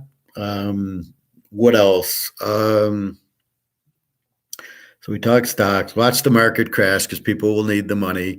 And you got to realize we're a global world. So you have China owning a lot of our shit. As China's going bankrupt because of the Evergrande and the housing market going bankrupt, as they go bankrupt, they sell our assets, right? So they bought a lot of houses here, they're selling. They bought a lot of our stocks, right? They're selling. They need the money. See, this is why the markets crash.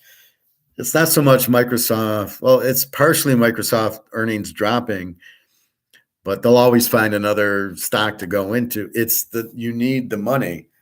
So it's like, why do we sell gold and silver? Eventually we'll need some money, so we sell our asset. So our whole thought process is we're finding this asset that's extremely undervalued. And it's all because of COMEX, and we understand that. It's all bullshit, and we understand that. Most people don't.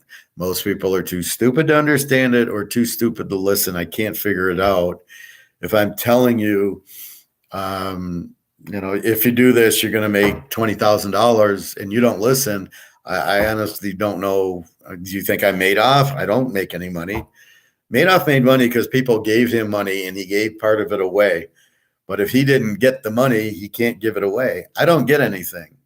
If Bobby buys silver, I don't get. He's not buying it from me. He's going. So I'm not doing anything. So if I'm going to give you 20,000, why would you not listen to? This is what blows my mind, especially in the hot tub. When I'm saying buy gold and silver, you're going to make a fortune on it, and you're not even listening. Well, no, I don't do that. I'll keep my money in stock, and all I can say is, well, you're not going to have any money left. And then the communist goes, well, I guess I won't have any money left. And I'd be like, well, why wouldn't you want to buy gold and silver and make money? Why would you want to keep it and lose your money? Why would any intelligent person want to lose his money? This is the part I can't figure out from people. But again, I'm an INFJ and I think a lot differently. One of the videos I was showing, it even says that we can see trends and things that other people can't see. That's why I'm so good at football. I can see the trends that are successful, but a lot of people can't see them. And so I pick in certain ways that are successful that other people, like one guy saying, oh, I like the under in the Georgia TCU game. And I'm like, how the fuck can you like the under? Both teams score a ton of points, and TCU's defense sucks. Georgia didn't look like they had a defense against Ohio State. Where the hell are you seeing? Where are you seeing the point, the under game? And see, but I see that, but the others don't. And see, that's how confident I am. I post my wins and losses on my Teaserking site, right? Here's the games played. I won, I lost, here's my locks. I got the balls to do it because I'm confident, because I actually win, and I post it. There you go. This is what I did. Yeah, I had a few bad weeks, but not too bad. And what I post, sometimes I make other bets that aren't showing there because for example, if I lose the early game, so let's say I bet the Lions at 1:00 with the Rams at 4, and I lose the Lion bet, I'll bet the Rams at 4 with the Sunday night game. Well, I might not post it because I can make that bet at 3:30 for a 4 o'clock game, but I don't think it's enough time for people to go on the site to see it.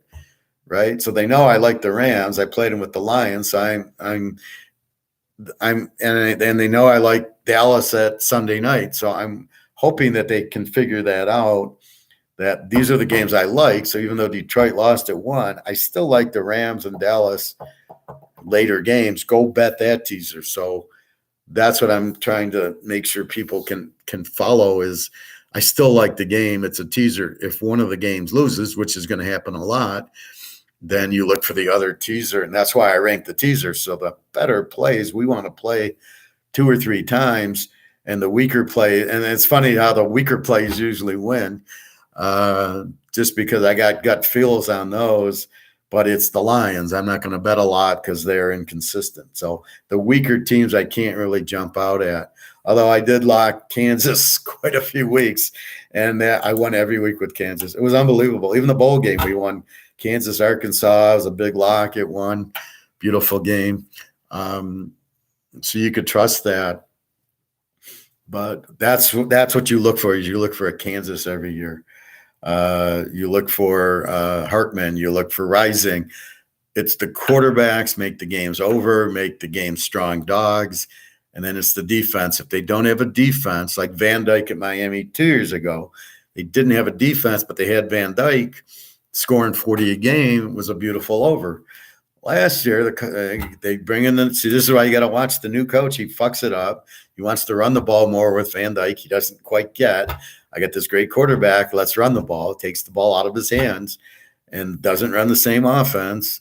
Goes more to let's play defense and run. You got Van Dyke. What the fuck are you doing? And so you got to be careful with that. So he takes a great quarterback and a great over, and he turns them into crap. Right? Turns them into a Z team. What the fuck is you doing? You got Van Dyke.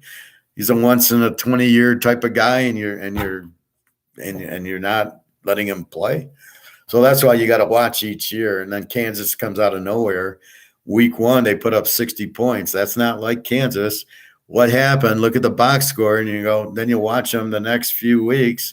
And I had them locked against. They played a real good. I think it was Houston, who's an awful explosive team. And with Kansas, and I said, oh, this game's going over. And it went over. And then it was like, okay, Kansas beat Houston, and Kansas played like Oklahoma State, and Kansas played TCU and Texas Tech. And they were all going over. And you could just see Kansas was going to score on anybody, and they couldn't stop the win. It was beautiful. And that's what you're looking for. But that's what I can figure that out. Most people can't. That's the difference of an INFJ, which I just found out. I wish I would have found this out 25 years ago. That would have explained a lot to me, because I'm different, and I know I'm different, but it's a good thing, and it's in a good way. But you don't understand. Like if you're in it, you don't understand it. Now, when I'm watching these videos, realizing that's what I'm at, now I understand everything perfectly. Bobby Bo, you're back. He most likely won't make it to the NFL now, if ever. And if he does, defensively, won't be a starter. Stupid. Oh, okay, I missed that first one. Yeah, the Miami coach murdered Van Dyke's career. He will never be the same. Well, no, he can. If he went to San Diego with Kellen Moore, he probably would be the same. He needs that type of coach, that offensive mind. But I'd rather have him on Philadelphia than Hurts, and everybody will yell at me, what are you, crazy? No, Van Dyke, if you put him in the right offense, showed he's good. This happened to Jordan Love. When he was on Utah State, he had a real big year. And what did they do? They brought in the coach went to Texas Tech and did nothing. The new coach came in and changed it, and he sucked. And now you don't know how good Jordan Love is. If he runs that first offense, he was good. The second offense, he sucked. And that's my point. When you draft these guys, you've got to know, you've got to change your offense to meet them. How hard is it to change your offense? If you're a good offensive coordinator, if it was me and you, Bobby, as the offensive coordinator, we would have all these different offenses. We'd have all 20 of them listed going, all right, who do we got? Oh, you're good in offense number 7. We're going to run offense number 7. I mean, if they can do it in fucking college, why can't they do it in the pros? So that's my point. I love how the offensive coordinator, I can only run offense number 2. That's it. The other 10 I can't run. And if you don't get a quarterback that fits in number 2, everybody looks like idiots and gets fired. And that's the problem. You need to figure out a good 4 or 5 different college offenses of the quarterback you're doing. So if you draft Rising, you better know Utah's offense. Or Hartman. Now, this will be interesting. Hartman went from Wake Forest to Notre Dame. I'm expecting him to still have this huge year. I'm expecting to bet Notre Dame, and then will it be over, or are they an A team with Hartman? But I'm expecting 40 touchdowns and 5 picks from Hartman. We will see if Notre Dame's smart enough to run that offense. And this is the problem that Hartman's risking, is he's going to another offense that he might not look good in. Now, Bo Nix was much better at Oregon than at Auburn, and Penix went from Indiana to Washington, was much better at Washington. So you're really curious. So much depends on the style of offense that's run, how good the guy looks, which is really scary. So that's why I'm hoping it's Kansas, that the quarterback I know is there. I'm hoping the offensive coordinator and the coach are still there. They don't fuck it up. And then I can just keep betting Kansas. I know nothing has changed. I don't think anything's changing at Oregon. They just got the new coach from Georgia. But the ironic part is he's a defensive coach, and they're scoring 45 points a game. I don't know what the hell is going on there. Same thing. Washington brought the Fresno State coach, who's very offensive minded, and they scored a ton. So I know what I got in Washington this year. I'm not sure about Oregon, and I know what I got at Washington State, and I know what I got at Kansas. Oak State's going to be the guy transferred. I don't know. I thought, what's his name? Damn. He was a good quarterback, and then he just seemed to just quit. Like he didn't. Oh, I'm hurt. I'm not playing. Spencer Sanders. It's like he quit there was one game he just I'm injured. I'm not playing. Didn't play the next week. Didn't play in the bowl game. I was like, what the fuck's wrong with this guy? He actually transferred before the bowl game, so something was wrong. I don't get that. The season's not over until the bowl game is over. Then the coaches should leave and the guys should transfer. What the fuck? And then what the fuck is this getting ready for the NFL? So I'm not going to play in the bowl game. I might get hurt. What kind of NFL player are you going to be? You might get hurt in the NFL too. That's what my problem is with these guys. They're just there's no loyalty. There's no team. There's the team concept. Can you imagine you're on the Mets and now you're in the playoffs and you go, I'm going to sit out and get ready for the NFL draft, or it's just an exhibition. I'm not going to play. It's like a bowl game to me. I mean, who does it? You play till the end you play 162 games, and if you're in the playoffs, who the fuck sits out? Well, I'm going to sit out September because I got to get ready for the playoffs. What is that? I mean, what is this? It's insane. Especially Sanders. He's not an NFL prospect anyway. He's a joke. He should play. Well, the Kansas quarterback played. So did the Arkansas quarterback. So, yes, and even my man Rising played. He got hurt. He did play. Thompson Robinson, UCLA, played. USC's quarterback played. Penix, I believe, played. Now it should be different because I think the playoff is now not going to be 4 teams anymore, which is really good because I think it's going to be 12 or 16 teams or whatever it's going to be. At least those teams, they're good. The players are going to play. Like I didn't ever think Georgia or TCU or Michigan, Ohio State players weren't playing. So you could make those bets. So it'll be good if they have 8 or 10 or 12 teams. Then you could count on these 12 teams to play. The other ones, it makes it impossible to bet fucking college bowls now. It's ridiculous. Rising played, choked, and costed me money. Yeah. No, he got hurt. Sorry, I just had, I know. Believe me, I had money on him too. I couldn't figure out what happened because I didn't watch the game. I watched the YouTube 20-minute result, and they looked good in the first half. And Penn State, some of their players weren't playing. And then all of a sudden in the third quarter, there's a new quarterback out, and they don't show you the play he gets hurt in. So he hurts his knee, which he hurt against USC and missed the next game that he didn't let you know he was not playing until 30 seconds before the game. He doesn't come out. Even the broadcasters are like, there's Rising. Wait a minute, that's not Rising. And they didn't know 2 minutes before broadcast he wasn't playing. So he tried to play. So the same thing here. He got injured, but the coach says he'll be fine. And he's a winner. I love how they use height as an excuse, right? So the guy's okay. Like the Alabama quarterback, he's listed at 5'11". He's probably my height, 5'9".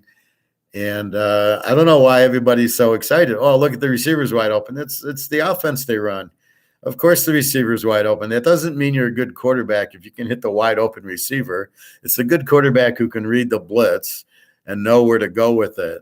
They can't even read that the blitz is coming or where to go with it. That's the point. That's when you get to the next level quarterback, not hitting a guy wide open for 20 yards in the end zone.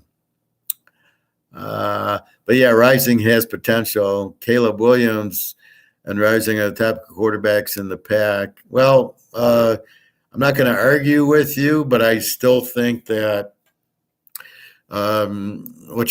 Washington's quarterback, Penix, Bo Nix looks very good. And then now we got the Uglia Buglia from Clemson at Oregon State. He might take them. Arizona State scored a lot of points, so they're good over teams too.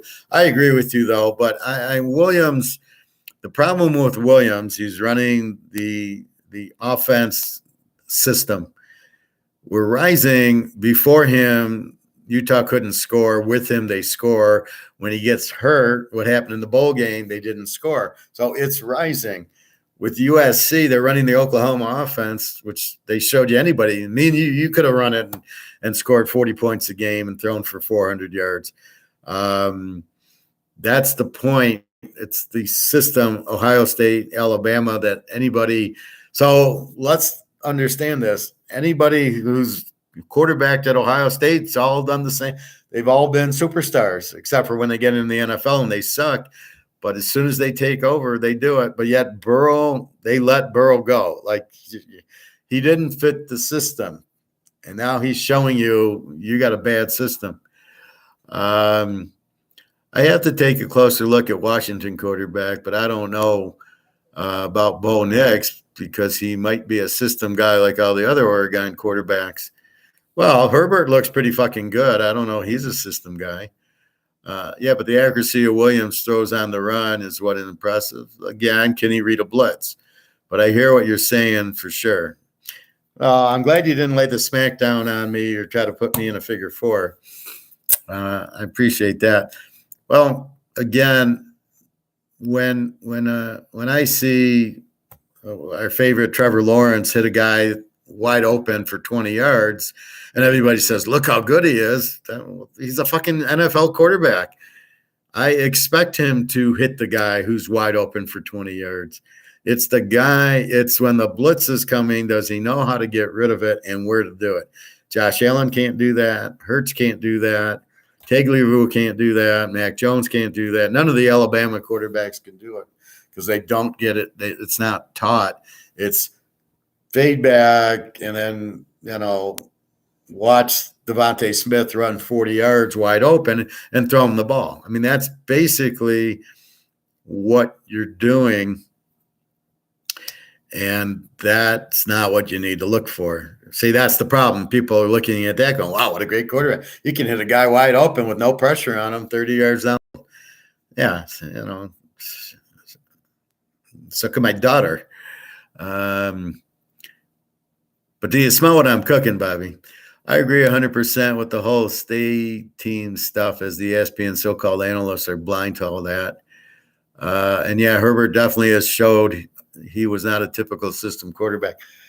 Well, he learned at that small college, and then he came from that high offensive college to Oregon. So he didn't really learn it at Oregon. We'll see. Bo Nix, I'm pretty comfortable with him. He does. I didn't mind him at Auburn. I thought, see, that's where Auburn ran a bad offense. So Herbert doesn't look good, or Nix doesn't look good. He goes to Auburn or Oregon. Now, I don't know. Oregon's got the defensive coach for Georgia. I don't know where this offense is coming from. When they lost 49-3 against Georgia, I said, well, there you go. They don't have an offense. And then that made Georgia look really good when they started putting up 40 a game, and you're going, fuck, Georgia held them with 3 points. And they're scoring 45 on everybody else. So that's why you got to look at the schedule. That really makes a big difference of what's going on. The only game he didn't do well was against Utah when he had that sprained ankle that they didn't tell us about till the game started and Nix is limping. Oh yeah, his ankle's hurt. Yeah. Well, thanks. We're trying to bet it. So that's really fishy to me, is when Rising hurt his ankle and they didn't tell you, and he doesn't even play, and the announcers are like scared. And then Nix has a hurt ankle, which they don't tell you about. And then in the Kansas played somebody. I don't know if it was TCU or no, it was the Oklahoma game, Gabriel, and they're playing Kansas. It's an easy lock, right? Two great offensive teams with not a defensive player on the field, and you don't know Gabriel's playing until a minute before, and all of a sudden he's playing, which cost me a lock. So they're fixing games in strange ways, not necessarily with the ref, but they're actually taking the quarterback out, calling it an injury is a way to fix a game because he's a huge part of it. Instead of him throwing 4 interceptions like Earl Morrall did in Super Bowl III's fix, they're just taking the guy out, and the backup, he's not even ready to play. So, of course, they're not going to win. That's like a pitcher saying, Bobby Bo, I am going to throw you a fastball right down the middle, and then I hit a home run. Well, you needed a few more fastballs down the middle, Bobby, to get to your 600 home runs you were supposed to hit. That's equivalent to hitting a wide open receiver. Well, that's my point. And, I'm teasing you, Bobby. But, yeah, I mean, well, that's the point. Watching Tig Tagovailoa hit a guy wide open for 10 yards, and everybody says, what a great quarterback. Meanwhile, he gets 15 concussions. The guy doesn't know how to scramble. He can't run. He's way too slow, and he's injury prone. He got that hip. I don't think the hip ever recovered because it was a Bo Jackson injury, and Bo Jackson cannot recover from the hip. I don't know where Tagovailoa all of a sudden gets the same Bo Jackson hip injury, and all of a sudden he's fine. Are you fucking kidding me? There's no way. That's funny. If the Lions would have drafted Tagovailoa, which they could have, he probably would have it would have been terrible. He'd probably be 6 for 25 for 100 yards, and he'd be booed, and they'd be all, oh, how could you draft that guy? But that's funny. Yeah, but I mean, see, I know what to look for. That's why I'm contrarian, and people will say, well, now do you still don't like Tagovailoa or Trevor Lawrence? Yeah, because they can't do what that needs to be done that separates them from Joe Montana and Brady and Mahomes and Burrow.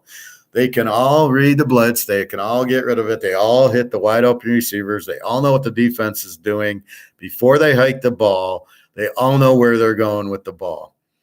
That's what separates. Do you think Tagovailoa or Lawrence knows where they're going before they get the ball? No, they go back and then they see wait, that guy's open. I'm going to throw it over there. You got to be kidding. And then Tagovailoa or Lawrence, if he's so good, how did he throw 4 interceptions? So he couldn't read coverages, right? He threw 4 interceptions in the first half of the playoff game. And you want to tell me he's a good quarterback? This is when it counts. A playoff game, he throws 4 interceptions because he can't read a defense. This is my point. Yeah, he threw 4 touchdowns because San Diego changed their defense, and then he just threw nickel dime passes, little 2-yard passes to the running back who would break it because the defense is playing 20 yards down the field for some reason. And you wonder why San Diego can't win. Well, why are you changing your defense? There was a play I was watching. Oh, the Kansas City Buffalo play, right? So there's 13 seconds left. And Kansas City, of course, goes down and ties the game up in the playoff game. And when you looked at the 13 seconds left, look at the defense. They're all 20 yards off the ball. Who plays defense like what is going on in the fucking minds of the defensive coordinator that if there's 13 seconds left in the game, it's 1st and 10, you just got the ball at your own 25, we're going to play 20 yards deep before the snap. The guys are just going to run down 20 yards, and then he hits Kelsey, and he's going to keep going. What kind of fucking idiot defense? Play your normal defense. What are you worried about? If the guy catches the ball and breaks 5 tackles and go, maybe you have your safeties deep, but not the whole defense. I mean, if you got to be out of your fucking minds, because if you play your normal defense, how many times does the guy break the tackle and go 75 yards on you in a game? None. One, maybe one. That's it. And that's usually a broken play. That's if and it takes 10 seconds to go. Look at that San Francisco game when he hit Hill in the first Super Bowl they won when they were down 20-10, and he goes back and he's wandering around, and then Hill goes up and around and through and back, and then he hits Hill for the 50-yard play. That took 10 seconds, and he scored on the play. He caught the ball for 50 yards. It was a fluke play. The defense wasn't ready, but okay, this is what happens when you don't blitz, but that's fine. That's the worst thing that can happen. So why would you not play your regular defense, put pressure on them? Because you know what happens? If you actually put pressure on them and sack them, the chances are you losing the game are 0, because if you sack the quarterback, you probably can't hit a 40-yard pass on you, especially when you're letting the receivers go down 25 yards. So the receiver's at midfield by the time he catches the ball, and you're not in a position to tackle. You've been kind of moving back. Your momentum is not – you're not running with the receiver, batting the ball down or trying to – you're letting – he's got the momentum. He catches the ball. You're backing up. He's going to catch the ball and go another 10 yards because you can't just tackle him, right? You have no momentum. What a bunch of fucking idiots. I see this all the time where the defense just sits there – and they're all stayed at the goal line. I would throw the ball to the guy at the 10 and say, just run through him. You've got the momentum. He'll never do that. I saw that. It was the Orange Bowl game. I think it was Oklahoma and Washington.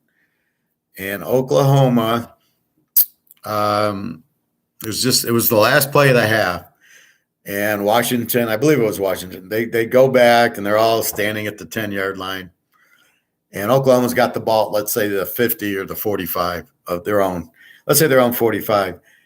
He throws a 15-yard pass to this really quick running back who has nobody around him. He's got 20 yards till he comes up to the defense. So the defense might get him at the 15. He puts 2 moves on and he scores because they're standing at the goal line and you can't tackle the guy. That's how you beat the prevent Hail Mary shit. This was right before half, 5 seconds last play.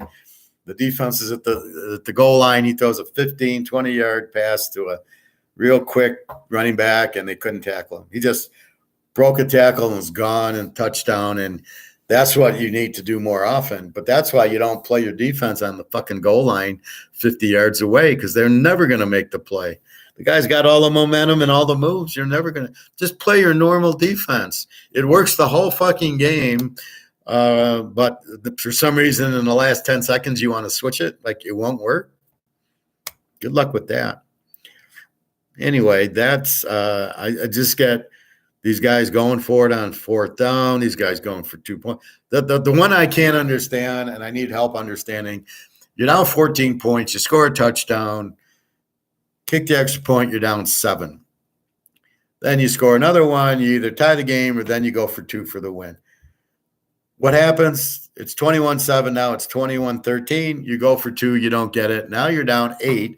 You need now the 2-point conversion to tie.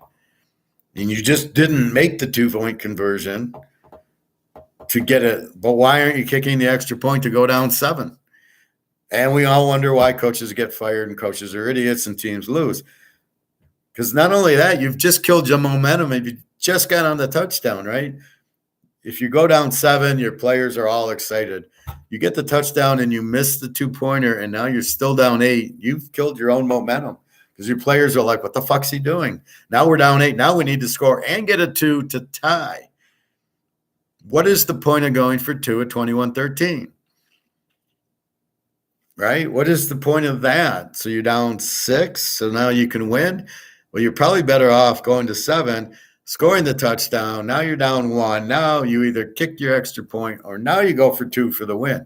But going for 2, 21-13 doesn't get you a win. It doesn't get you anything. And if you miss it, see, for some reason, the coaches cannot understand if they miss a 4th down, if they miss the 2-pointer, how it pisses off the other team. It's disrespectful. How the other team gets emotion out of you scored a touchdown, your emotion. You didn't get the 2. You just gave the team back their emotion. Why do the coaches always think they're going to work? Oh, every 4th down play is going to work. Every 2-point conversion play is going to work. What the fuck are they thinking? These guys are fucking imbeciles.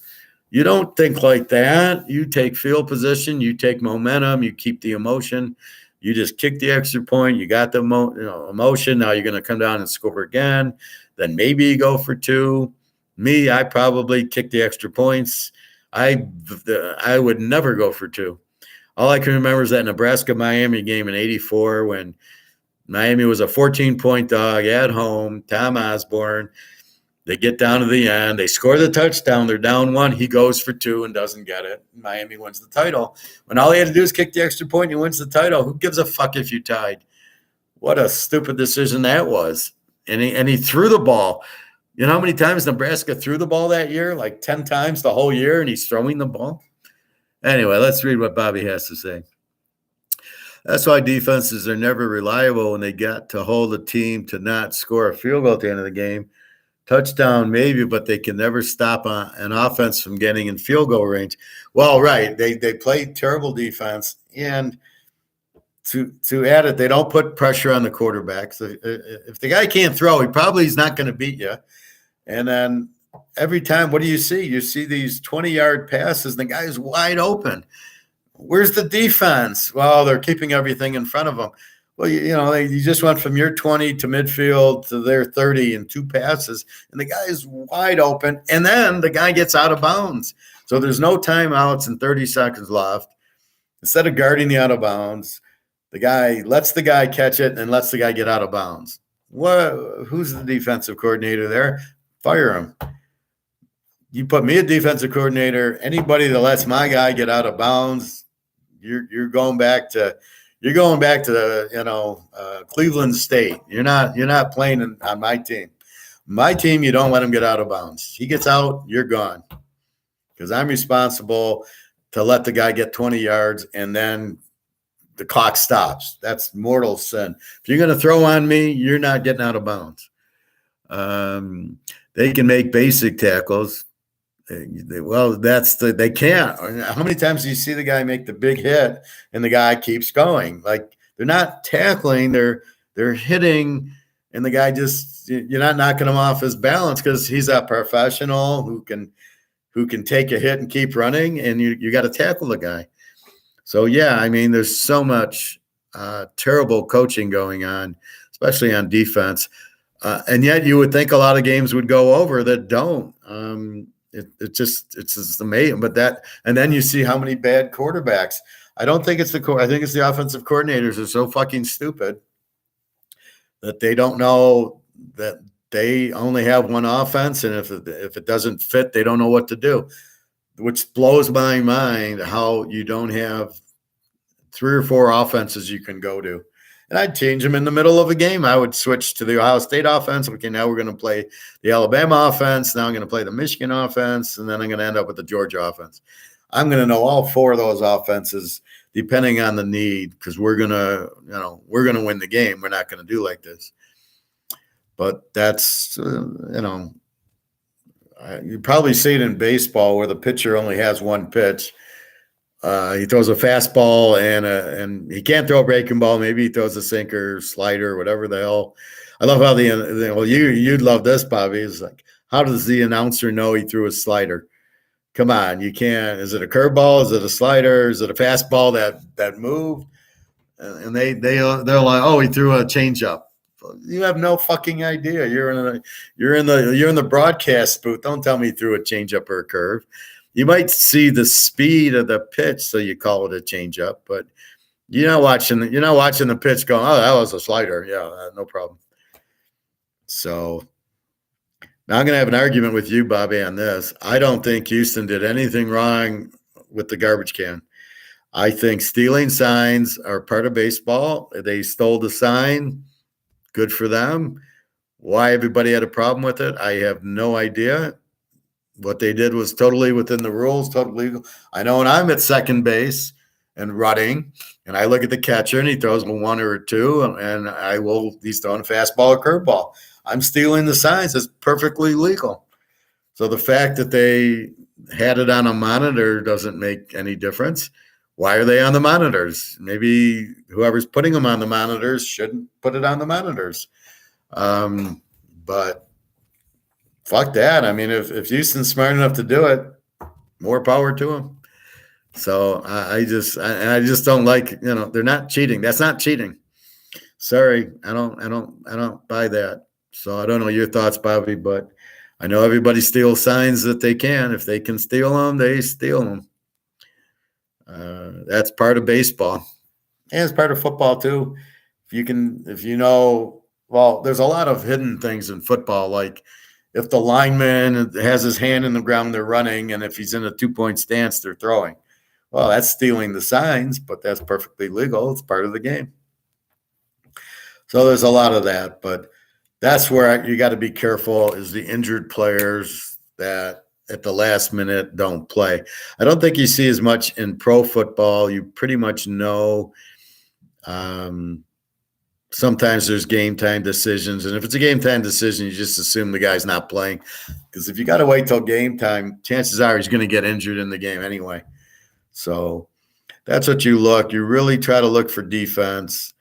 And then you get teams that if you really have a good quarterback, you're either an over like Kansas City, looks like what Buffalo is going to be this year, what San Diego is, or you got that strong defense like a Pittsburgh, Baltimore, and then you're more of an under team. Then you get the Lions, and you don't know. 1 week they're an over, 1 week they're an under, and it's usually because who they're playing.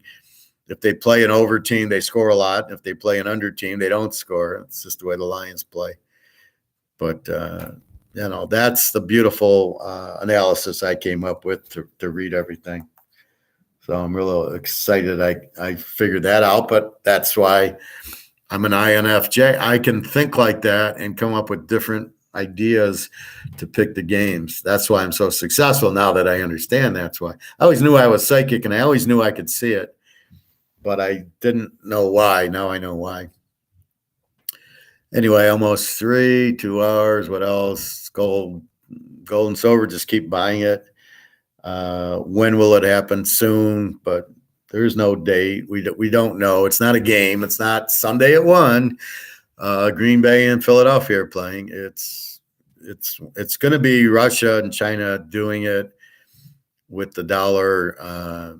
So we will see what happens. But they want they have to have a gold-backed dollar because nobody's going to trust them, and there's nowhere to go. Especially if the U.S. goes out soon, where are you going to go? But what dollar are you going to go to? The only one anybody could go to has got to be a dollar backed by gold. So that's probably what they're waiting for is China and Russia to like, okay, here's our dollar backed by gold, and then the gold price will run. So that's probably what they're waiting for, is something like that. They're probably testing, how do we do it and stuff like that. But they have a lot of gold, so they can certainly do it, but they still need the price of gold to go up. So keep that in mind. No matter what, you're going to have a dollar backed by gold, or you're going to be in the same situation with the heavy inflation. So gold and silver are still going to be, the way to go. But I am curious if you guys would go to tell me your retirement, tell me your financial planner, what they say. And, if it's not stocks and dividend stocks That's your retirement, and then your pension and your Social Security. Again, who has a pension? I got a pension from Canadian Club, right? I worked there like 3 years, and they loved me, and they sold the company. So I finally get a good job. They sell the company. Or Mercedes, they go on COVID, and all the contractors are like, every time I get a really good job, I get fucked. So what happens is they give me the thing. So I'm supposed to get $200 a month, or I can take a $25,000 buyout. So what do you think the professor does? I take the $25,000 buyout and I go buy gold with it. So what good is $200 a month going to do for me? Only because I could handle the 25,000. Even if I just kept it in the gold stocks, I knew I was better off there than I would be getting 200. What's 200 a month with inflation, right? It's nothing. It's not even food. I go through $200 in food in a month. So what would that? But 25,000, that buys me a lot of gold and silver. That's a whole different. That's a whole different animal. So anyway, that's what we have with that. So I guess the bracket will come out Sunday. So look for me to do a Monday show where we talk about, here's the bracket, here are the teams. I'll try to do that. I'll start looking at it now.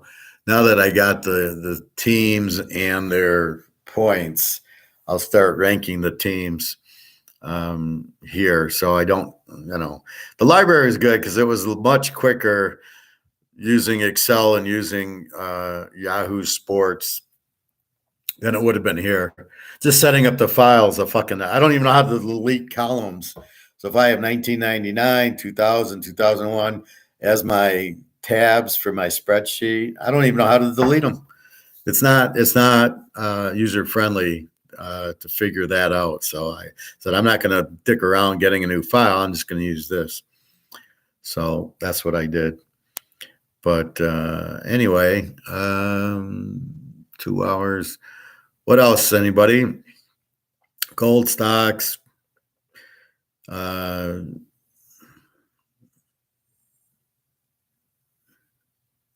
that's an Excel. I don't know what it is in Lotus Notes or Google Notes. See, that's the problem with Google Notes. It's not the same as Excel. Excel's a piece of cake. You can highlight 10 of them and right click and say delete, and it'll all go down. In Lotus Notes or whatever the fuck I'm in, Google Notes, I'll try it. I don't think it worked, but I'll try it.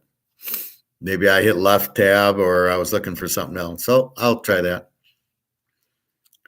But then see, I have formulas, and I don't think it's that easy. I have Excel. I've done it for 25 years. So I did it when it was Lotus 1, 2, 3. And then Microsoft steals it. Unbelievable. Microsoft takes credit for all this shit that they don't even do.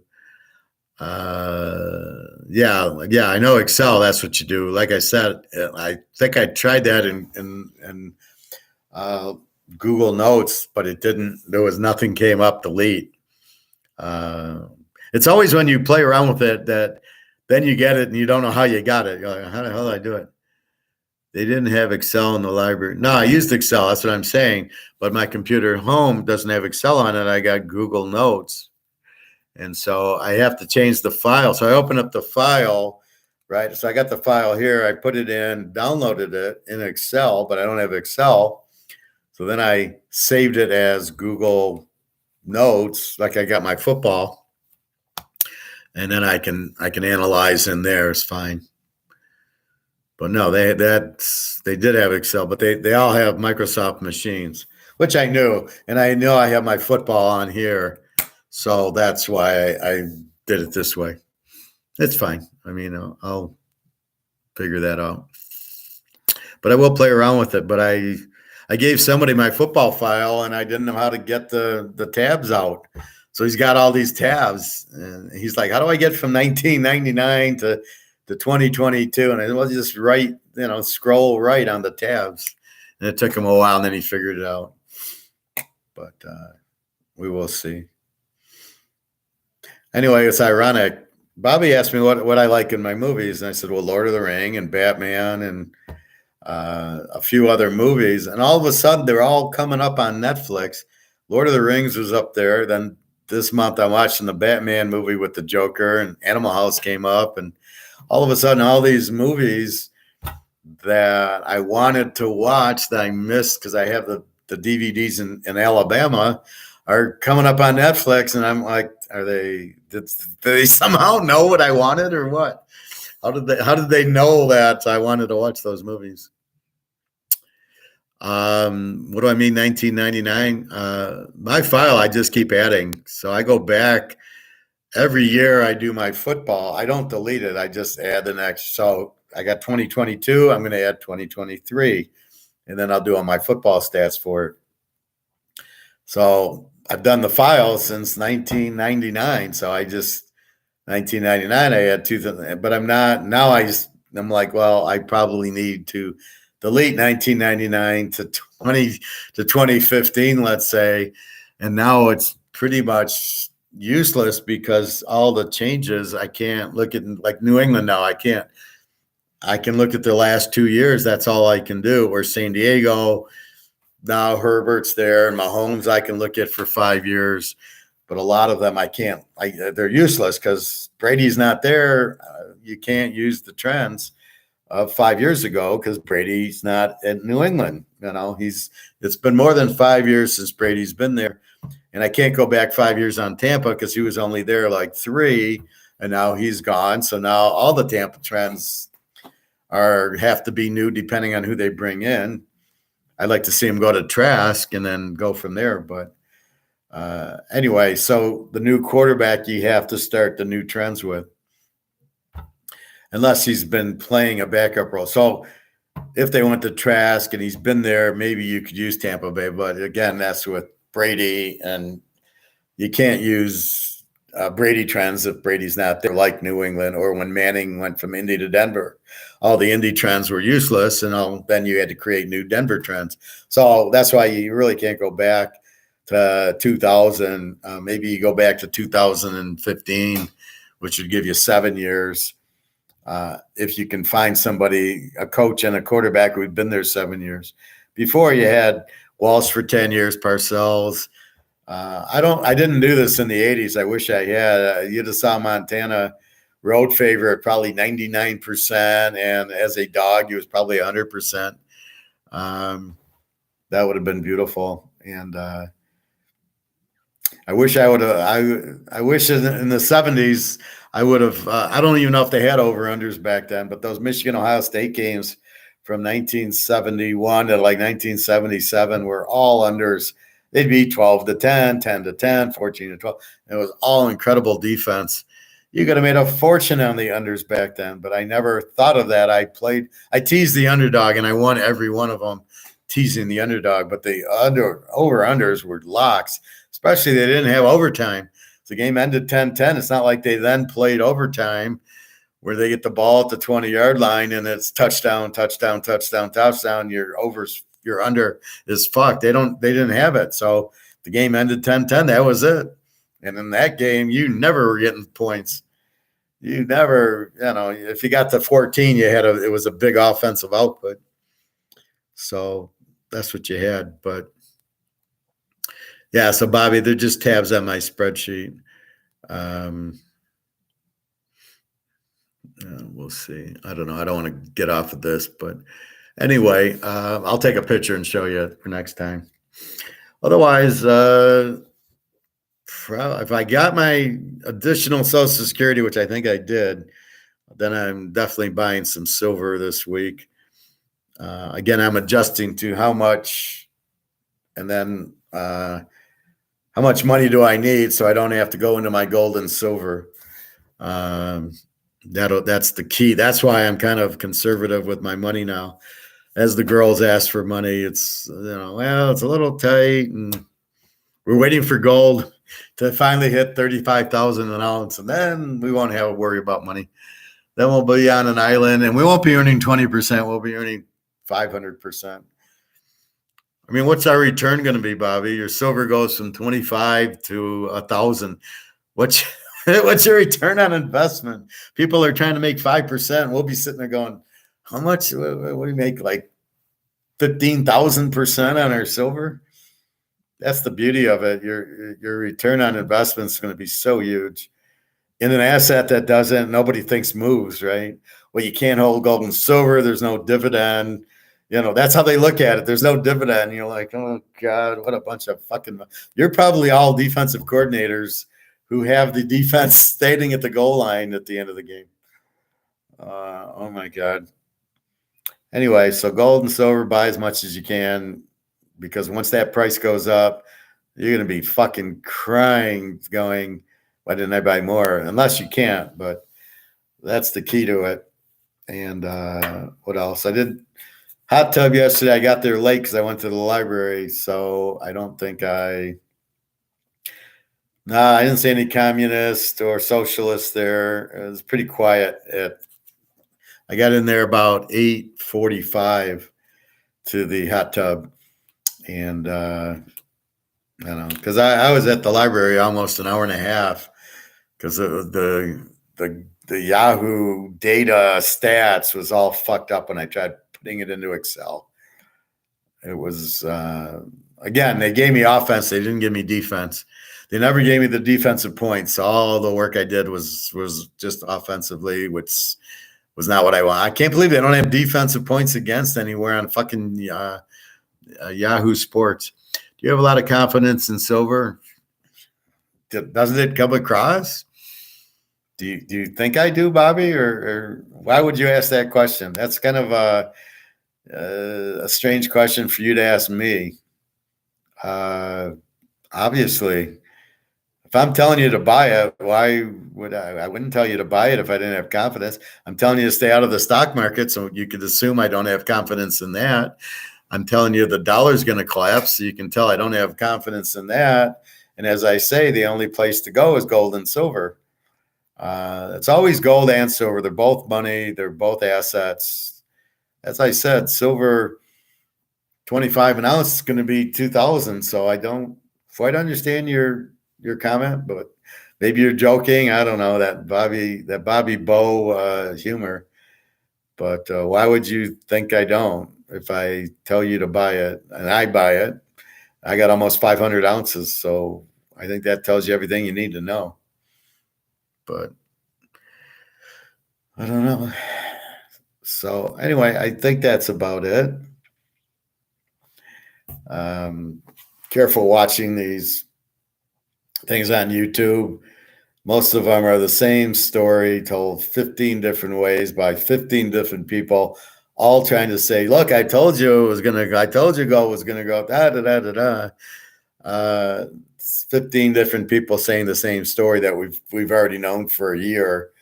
I remember telling people to get out before I went to Alabama, which was a year and a half ago. I was out of the market. It's gonna collapse. And when I was there, I was telling them to get out of the market.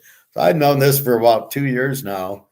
Get out, and the cause is the inflation. So you're always looking to connect the dots. So if something happens, you're always looking to, because this happened, because A happens, B is going to happen. And you know that, right? You ask your girl out. So you're going to say yes or no. She says yes, then you go to dinner, and then you see what happens after. She says no, that ends it. So there's always, that's what Signavio is. Signavio is swim lanes, and it's kind of like, here's the scenario, and then if A happens, you go down to the next level, and if B happens, you go back to the beginning, right? The girl says yes, then you go on the date to the dinner or whatever. If the girl says no, you go back to get another girl to ask her out. That's what there's a Signavio program and they're called swim lanes, and they're all based on basically true or false. If A happens, then you go to the next step. If B happens, you go back to get A. So it could be like a purchase order where you need a signature. So you take it to the manager for signature. If they sign it, it goes to the next phase. If they don't sign it, you take it back to the manager to get the signature on it. So it's simple like that. And then it gets to the next phase. To then you do the purchase order. You send the purchase order to the company and get it. And then at the end, you then get the invoice to pay it, right? So you want to buy something, and then it gets approved, and then you order it, and then you get it, and then you get the invoice, and then you pay it. Or something along the line, you didn't get the signature, you didn't put the order in, you didn't get the invoice. All these things could happen, and then you wouldn't pay it because of one of the 5 things that happened. So that's kind of what Signavio is. It's kind of cool. So it's a very true false thing, but it fits me really well. I wasn't the admin. I would do a lot of stuff like purchase orders, and we would go, because the other guy just could admin it, right? He could just do it, but he didn't understand purchase orders or month end or year end or, budgets. So I would go, well, this was what happens. And then it goes to this swim lane and that swim lane and out the door. He knew how to do it in Signavio. So when I get interviewed, I go, I know Signavio, but I'm not the admin at it, but I could set up all the processes on it. So anyway, more INFJ stuff. It's funny how I use it all, and I don't even know I use it, but I know there's a method to my mix. Anywho, so I think it's cook my chicken, and off I go and get my file up, start looking at some basketball. I guess the brackets, will be out Sunday. I saw a bracket contest, like you can win 25 grand with no cost. So maybe we'll enter that. Maybe I'll have something where we pick the bracket. That'll be a nice show. We'll give you the final 4. And then we'll sell picks along the way. Once I see a good mismatch, then I'll put it on for $25 or something. Like baseball is $25 for my daily picks, I think, or $100 for the week, something like that. So I can do that with college basketball or pro bat, like the playoffs. I can do that with. So we'll get into that. Otherwise, I don't know what else. Gold, we've talked about, poker, football, basketball, stocks, the economy, economics. I don't know what else there is. All right, everybody. Well, have a wonderful day. Good luck. Go buy your gold and silver before the shit hits the fan. We know it's going to hit. We don't know the exact day, but we know it's going to hit. Again, this is money that you have in paper dollars that you got $300 sitting around. Go buy 10 ounces of silver, especially if it's in your bank. You're not really using it anyway. And then the kicker is, you know what? I really needed that $300. You go sell the silver back. Maybe you lose $1 or $2. Who gives a shit? Especially if you buy the bullion. He's only $3 over spot anyway. So spot's 21. So you buy for 24. All of a sudden you buy a bunch. Oh, I need some money. You go back there, and then spot's probably same 21, 22, 23, and you bought it for 24. So you lose $1, like big freaking deal. Because if it goes to 1,000 and you don't have it, then you're really beating yourself up. If you lose $5, nobody cares, and you basically get the bulk of your money back. So go silver. Let's hit 2,000. Yeah, well, I'm not worried about that. Yeah, if you're asking me, am I confident that it's going to go to 2,000? Yes, of course. It's all based on China, Russia getting their dollar backed by gold, and because silver is 85-1 against gold when it should be 8-1 is why the price will really zoom, because gold's not coming down. Gold's the gold, right? It's the gold standard. So that's what you need to know. All right, everybody, have a wonderful day. Good luck, and be safe, be healthy. Don't listen to the government. And I don't know. For some YouTube, and I got to cook some chicken. All right. Thanks for watching. www.teaserking.com.